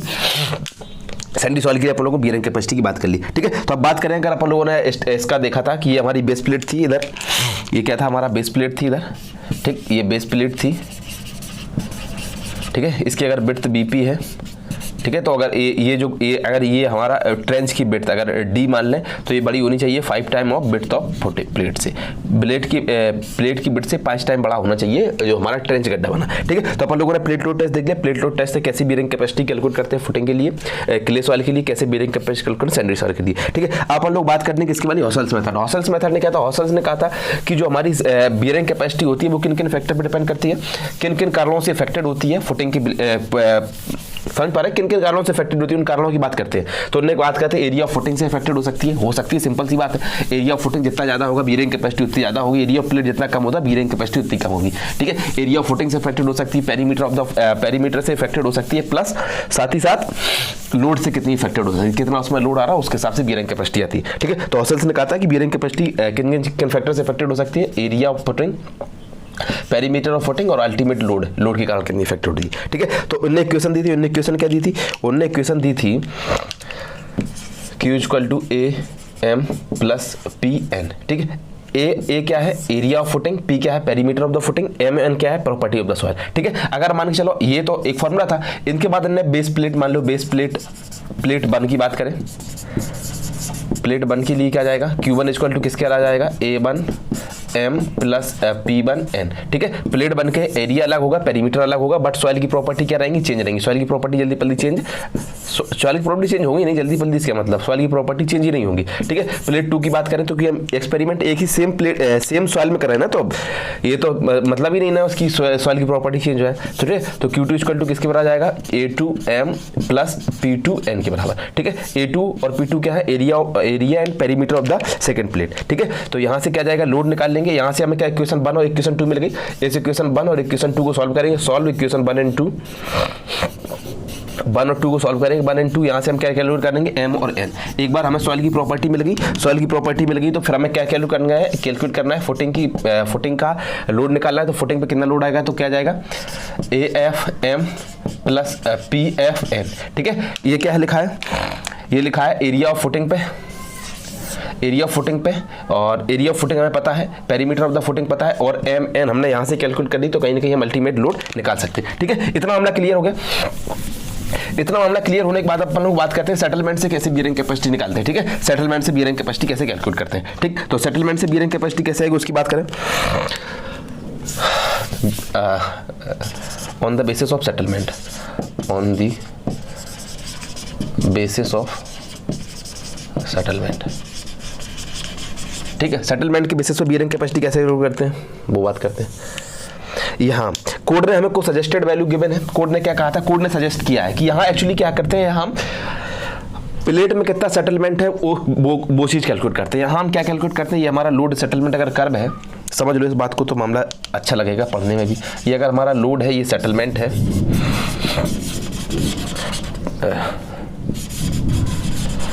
ठीक है, सेटलमेंट है, तो कहीं ना कहीं ये कर्व बनता है, ये कुछ बनेगा जनरल सेल्फ फेलियर का। तो इस कॉन्सेप्ट में ऑन द बेसिस ऑफ क्या, यहाँ हम करस्पॉन्डिंग लोड की करस्पॉन्डिंग क्या निकालते हैं, सेटलमेंट की करस्पॉन्डिंग लोड निकालेंगे, और वही हमारा क्या होगा, आंसर होगा, वही हमें कैलकुलेट करना है, ठीक है। तो अल्टीमेट टारगेट अपना क्या है, तो अल्टीमेट टारगेट है कि सेटलमेंट निकालना कैसे। सेटलमेंट निकालने के लिए कोड ने क्या सजेस्ट किया है, 4 सेंड और 4 क्ले, ठीक है। अगर सेंड की बात करें तो सेंड के लिए जो फुटिंग में अलाउबल सेटलमेंट है वो 40 mm है, ठीक है, सॉरी सेंड में 25 mm है, और किले में 40 mm सेटलमेंट अलाउड है। किसका सेटलमेंट है, ये फुटिंग का सेटलमेंट अलाउड है जो कोड ने हमें गिवन है, ठीक है। 20 mm किसके लिए, 25 mm किसके लिए हमारे पास सेंड के लिए है, और 40 mm किसके लिए है, सेंड के लिए हमारे पास 25 mm है, और किले के लिए 40 mm सेटलमेंट। ये कोड ने हमें सजेस्टेड वैल्यू गिवन है, ठीक है। इनका इस्तेमाल करेंगे और अपनी बीयरिंग कैपेसिटी कैसे निकालते हैं वो फॉर्मूले की बात करते हैं। सबसे पहले बात करते हैं 4 किले। तो किले के लिए बात करो तो किले के लिए तो कोई चेंज नहीं होता है ना, जितने प्लेट की बीयरिंग कैपेसिटी होती है उतनी फुटिंग की बीयरिंग कैपेसिटी होगी किले सॉइल के लिए, ठीक है। तो इसमें क्या जाएगा, settlement of plate divide by settlement of footing divide by settlement of plate कितने आएगा, width of footing divide by width of plate, ठीक है। तो ये कहीं कहीं चेंज होने वाला है नहीं। यहाँ में पता क्या है, इसकी फुटिंग की जो सेटलमेंट है वो कोड ने सजेस्टेड किया है किले के लिए 40 mm, और विड्थ ऑफ द प्लेट हम जानते हैं क्योंकि बी आर स्ट्रक्चरल डिजाइनर, और फुटिंग की विड्थ पता है, और फुटिंग की प्लेट की विड्थ भी पता है, तो किले के लिए यहाँ से कैलकुलेट करेंगे। अब हम बात करते हैं 4 C5 सॉइल। C5 सॉइल की बात करो तो C5 सॉइल के लिए क्या आएगा, सेम चीज यही, सेटलमेंट ऑफ द क्या निकालना है, फुटिंग, तो settlement of the plate divide by settlement of the footing divide by width of footing divide by width of plate की पावर n+1, ठीक है। n+1 क्या है, n की वैल्यू यहाँ कितनी होती है, n की वैल्यू 0.5 होती है। इस फॉर्मूले की मदद से हम इसमें C5 सॉइल में बीयरिंग कैपेसिटी निकालते हैं। अब हम बात करते हैं लास्ट में फॉर अ सैंडी सॉइल, ठीक है। सैंडी सॉइल की बात करें तो सैंडी सॉइल में क्या आएगा, सैंडी सॉइल में भी सेम चीज, settlement of the footing divide by settlement of the plate, width of the plate, width of the footing plus 0.3, sorry width of the footing, यहाँ भी ऐसा पाएगा, BF आएगा, ये BF ये BP, ठीक है। यहाँ क्या जाएगा, यहाँ BP, यहाँ BF प्लस 0.3 की होल पावर 2, समझ रहे हैं मेरे भाई। यहाँ क्या है अपना SF के साथ BF, फिर BP प्लस 0.3, SP के साथ BP, BF प्लस 0.3। तो ये किसके लिए आ गया, ये अपन लोगों ने निकाल लिया सैंडी सॉइल के लिए बेयरिंग कैपेसिटी का फॉर्मूला। बेयरिंग कैपेसिटी नहीं, base settlement of plate. Actually क्या कैलकुलेट करना है, यहाँ भी हम CP क्या रहेगा हमारे पास क्वेश्चन मार्क, यहाँ भी क्या है CP क्या है क्वेश्चन मार्क है, यहाँ भी क्या है CP क्या है क्वेश्चन मार्क है, ठीक। यहाँ हमें एक्चुअली क्या है कि सेटलमेंट ऑफ प्लेट पता है, settlement of the footing given है क्ले के लिए और सैंड के लिए, यहाँ इन फॉर्मूले में वैल्यू पुट करेंगे और सीधे सीधे अपना आंसर आएगा, ठीक है। इसके बाद ये तो हो गया एक बात कि अपन लोगों ने प्लेट लोड टेस्ट देख लिया। अब इसके बाद देखते हैं स्टैंडर्ड पेनिट्रेशन टेस्ट, ठीक है, यानी SPT टेस्ट क्या होता है वो देखते हैं, ठीक है। तो अब बात करते हैं स्टैंडर्ड पेनिट्रेशन टेस्ट, जिसे SPT टेस्ट भी कहते हैं। SPT टेस्ट में अपन को निकालना क्या होता है, SPT नंबर निकालते हैं, SPT नंबर का फॉर्मूला गिवन होते हैं, फॉर्मूले में वैल्यू पुट करते हैं, अपना आंसर आता है। चलो ठीक है, तो सबसे पहले बात करते हैं इसका सेटअप की। सेटअप बना है, इसका सेटअप बनाने के लिए सबसे पहले हमें क्या करना पड़ता है, एक बोर होल बनाना पड़ता है। ये क्या है, बोर होल। जिस डेप्थ पे हमें बियरिंग कैपेसिटी के सॉइल की कैरेक्टरिस्टिक्स के बारे में जानना है, सॉइल की पैरामीटर्स के बारे में जानना है, तो वहां तक एक बोर होल बनाते हैं, ठीक है। इस बोर होल की डायमीटर कितनी होती है, 100 mm का हो सकता है या ये 150 mm का होता है, ठीक है। 150 mm का ये इसमें बोर होल बनाते हैं, ठीक। और साथ साथ में इसमें केसिंग प्रोवाइड करा देते हैं। केसिंग इसलिए प्रोवाइड कराते हैं ताकि जो इसमें सॉइल पार्टिकल आए, चूंकि ये यहाँ के सॉइल पार्टिकल इसमें नीचे न गिर जाए, ठीक है, तो नीचे न गिरे इस चक्कर में इसमें केसिंग प्रोवाइड कराते हैं, ठीक है। साथ में इसकी एक सैंपलर लगा होता है, ये सैंपलर बना है, इसमें मैं बता दे रहा हूँ क्या क्या चीजें हैं। सैंपलर है, ठीक है, सैंपलर का साइज वेट कितना होता है, 63.5 kg का सैंपलर का वेट होता है। और इस सैंपलर को हमें क्या करना होता है, और ये हाँ ये 3 स्टेज में परफॉर्म किया जाता है, 150 150 150 150 150 की 3 लेयर्स में इसको परफॉर्म करते हैं, ठीक है। उसके बाद क्या करते हैं, उसके बाद क्या होता है, अपन को इस सैंपलर को अपन लोग खींचते हैं। इस सैंपलर को यहाँ से कोई आदमी खड़ा होगा, मान लो या कोई खड़ा है आदमी, वो इस सैंपलर को खींचेगा, ठीक। खींचता कितना है, कितनी हाइट तक खींचता है, 75 सेंटीमीटर तक ये सैंपलर को खींचता है, छोड़ता है, खींचता है, छोड़ता है, ठीक है। सैंपलर का मतलब काम क्या होता है, सैंपलर का काम होता है सॉइल के सैंपल को कलेक्ट करना, ठीक है। अलग अलग डेप्थ पे जाके सॉइल के सैंपल को कलेक्ट करता है, ठीक। अब वही बात करते हैं, ठीक है। तो इतना मामला क्लियर हो गया, 3 स्टेज में होता है, 150 150 150 3 स्टेज में करते हैं। इसमें सैंपलर का वेट का क्वेश्चन पूछ लेता है, सैंपलर का वेट कितना होता है, कितनी हाइट तक इसको फ्री फॉल छोड़ा जाता है, ठीक। उसके बाद ये जो 150 mm आती है, यहाँ की जो SPT नंबर आता है इसको इग्नोर कर देते हैं। इग्नोर क्यों करते हैं भाई, इसको इग्नोर करते हैं क्योंकि इसको सेटिंग एटिंग में थोड़ा टाइम लगता है, तो इस 150 mm को इग्नोर करते हैं, ठीक है। अपन देखते हैं लास्ट 300 mm का, ठीक है। तो लास्ट 3 SPT नंबर कैसे निकालते हैं, SPT नंबर क्या होता है कि लास्ट 300 mm में के पेनिट्रेशन में जितने नंबर ऑफ ब्लूस लगे हैं, नंबर ऑफ ब्लूस। अब ये नंबर ऑफ ब्लूस क्या चीज़ है भाई, जितने लास्ट 300 mm के पेनिट्रेशन में जितने नंबर ऑफ ब्लूस लगे, वही हमारा क्या होता है, SPT नंबर, समझो। जैसे मान लो यहाँ लेट कर लो, यहाँ अपन लोगों को 12 ब्लूस लग रहे हैं, यहाँ अपन को लग रहे हैं 30, यहाँ लग रहे हैं 40 ब्लूस, ठीक है।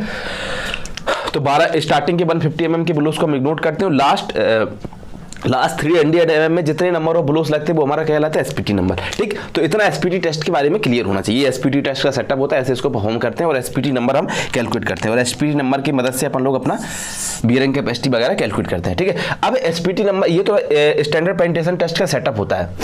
इसके बाद इसमें 2 करेक्शन लगाना पड़ता है। पहला करेक्शन कौन सा लगाते हैं, ओवरबर्डन करेक्शन, और दूसरा कौन सा लगाते हैं अपन लोग करेक्शन, दूसरा इसमें लगाते हैं वाटर टेबल करेक्शन, लिख दो वाटर टेबल करेक्शन या डायलेटेंसी करेक्शन, डायलेटेंसी करेक्शन, 2 प्रकार की करेक्शन इसमें लगाते हैं। अब क्या मतलब होता है इन करेक्शन का, ये करेक्शन ज्यादा जरूरी है, करेक्शन से क्वेश्चन आते हैं, ठीक है। अब सबसे पहले बात करते हैं ओवरबर्डन करेक्शन की। ओवरबर्डन करेक्शन की जरूरत क्यों पड़ती है, ओवरबर्डन करेक्शन की जरूरत इसलिए पड़ती है क्योंकि ये सैंपलर छोटा है। तो ये सैंपलर छोटा हो रहा है कब, अगर ये मान लो हमारी सैंडी सॉइल है, ओवरबर्डन प्रेशर की, ओवरबर्डन करेक्शन की बात करें, अगर मान लो हमारी सैंडी सॉइल है,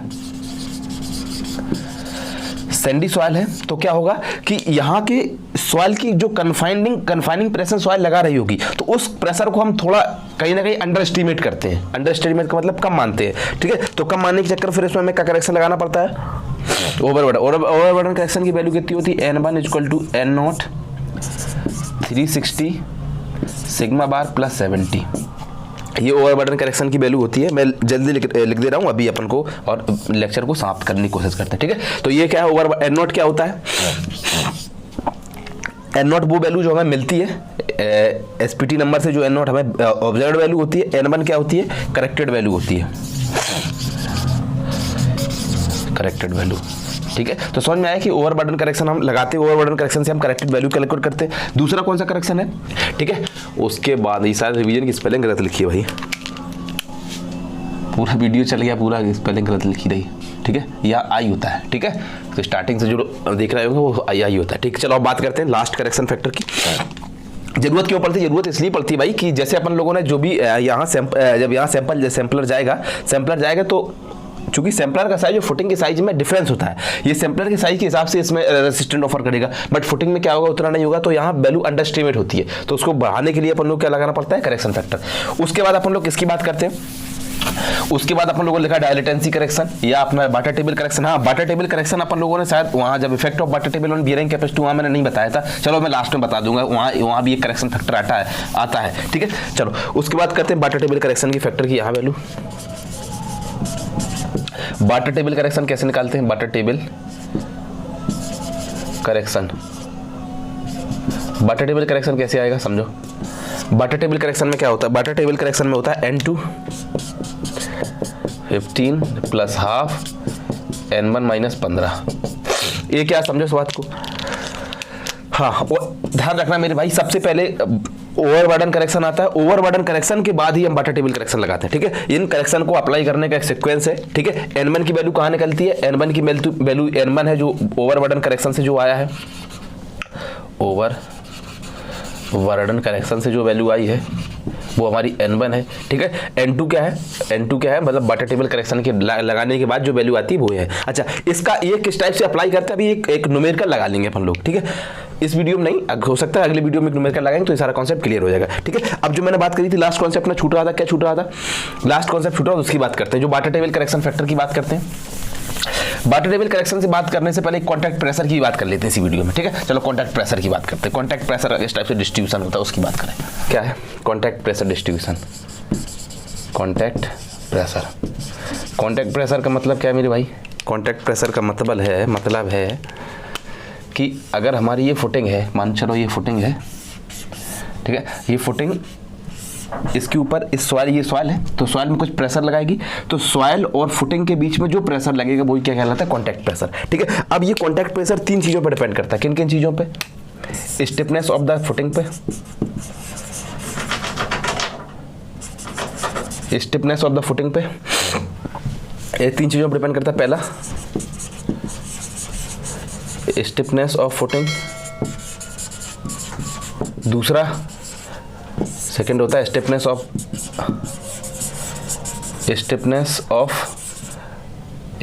फुटिंग, जो स्टिफनेस ऑफ सॉइल पर डिपेंड करता है, ठीक है। उसके बाद लोडिंग पे डिपेंड करता है। इन 3 चीज़ों पे हमारी कॉन्टैक्ट प्रेशर डिपेंड करता है। स्टिफनेस ऑफ फुटिंग से मतलब क्या है कि फुटिंग स्टिफनेस का मतलब होता है कि रेसिस्टिंग एबिलिटी, किसी भी चीज़ की फुटिंग की रेसिस्टिंग एबिलिटी क्या है, तो अगर स्टिफनेस ज़्यादा होगी, स्टिफनेस मतलब अगर रिजिड फुटिंग है तो क्या होता है, अगर हमारी फ्लेक्सिबल फुटिंग है तो क्या होता है, ठीक है। तो stiffness of footing, stiffness of soil और लोडिंग पे, इन 3 चीज़ों पर डिपेंड करता है, ठीक है। अब बात करते हैं अगर फुटिंग मान लो हमारी स्टिफ है, कॉन्टैक्ट प्रेशर और सेटलमेंट। अगर फुटिंग हमारी स्टिफ है मतलब हार्ड है, हार्ड फुटिंग, रिजिड फुटिंग लिख दो, हार्ड नहीं रिजिड लिखो, रिजिड फुटिंग और फ्लेक्सिबल फुटिंग।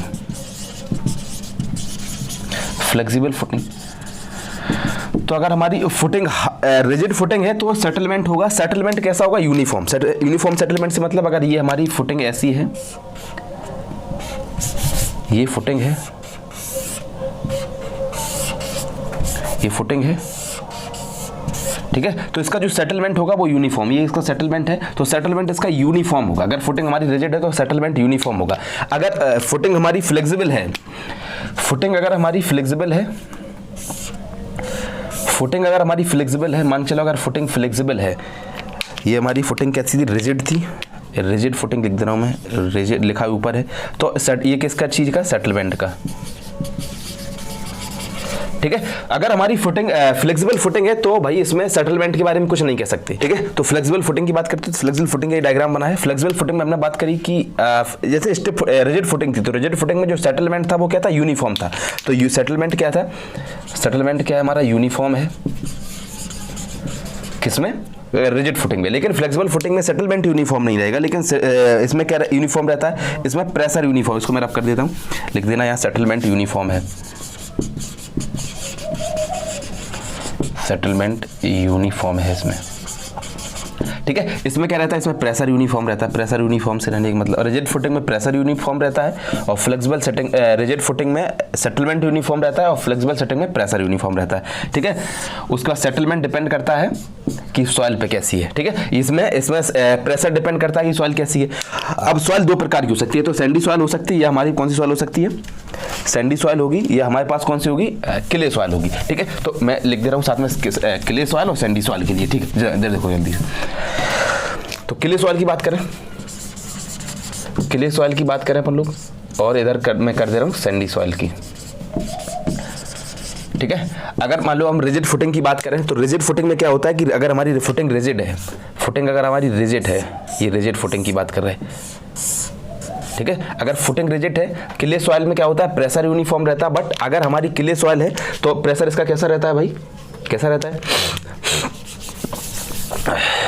चलो पहले सैंडी सॉइल के लिए लिख लो। सैंडी सॉइल के लिए क्या रहेगा, अगर हमारी फुटिंग रिजिड है, फुटिंग अगर हमारी रिजिड है, मान के चलो फुटिंग अगर रिजिड है, तो इसमें सेटलमेंट तो यूनिफॉर्म है, ये सेटलमेंट इसका कांस्टेंट ही है, ये लगभग सेटलमेंट बना इसका, ठीक है। जो इसमें प्रेशर बनता है वो कैसा बनता है, वो प्रेशर कुछ इस टाइप से इसमें बनता है, एजेस पे 0 होता है प्रेशर, इस टाइप से प्रेशर डायग्राम आता है इसमें, यानी फुटिंग के मिड में मैक्सिमम होता है और एजेस पे क्या होता है, प्रेशर 0 होता है। सैंडी सॉइल के लिए बात करें, ठीक है। ये थी हमारी फुटिंग थी कि रिजिड। अगर फुटिंग रिजिड है, क्ले सॉइल की बात करें, फुटिंग रिजिड ही है, तो सेटलमेंट कैसा होगा इसका, सेटलमेंट तो इसका यूनिफॉर्म ही होने वाला है भाई,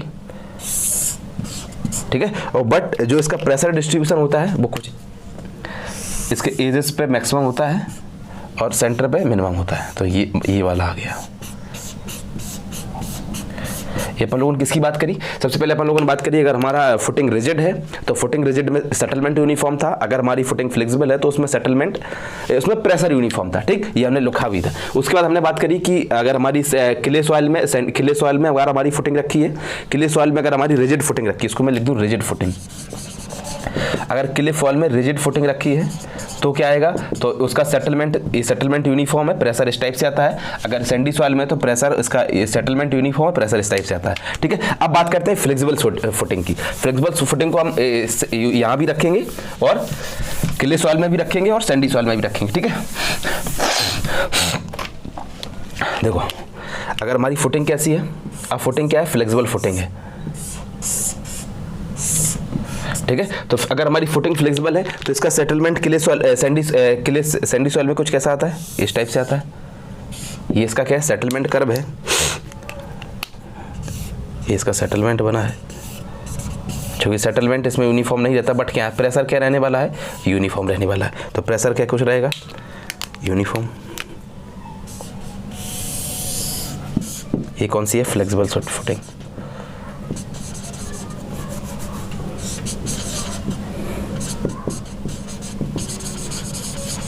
ये फ्लेक्सिबल फुटिंग है अपने पास, ठीक है। अगर सैंडी सॉइल की बात करते हैं, सैंडी सॉइल में क्या आएगा, सैंडी सॉइल में अगर हमारी फ्लेक्सिबल फुटिंग रखी है,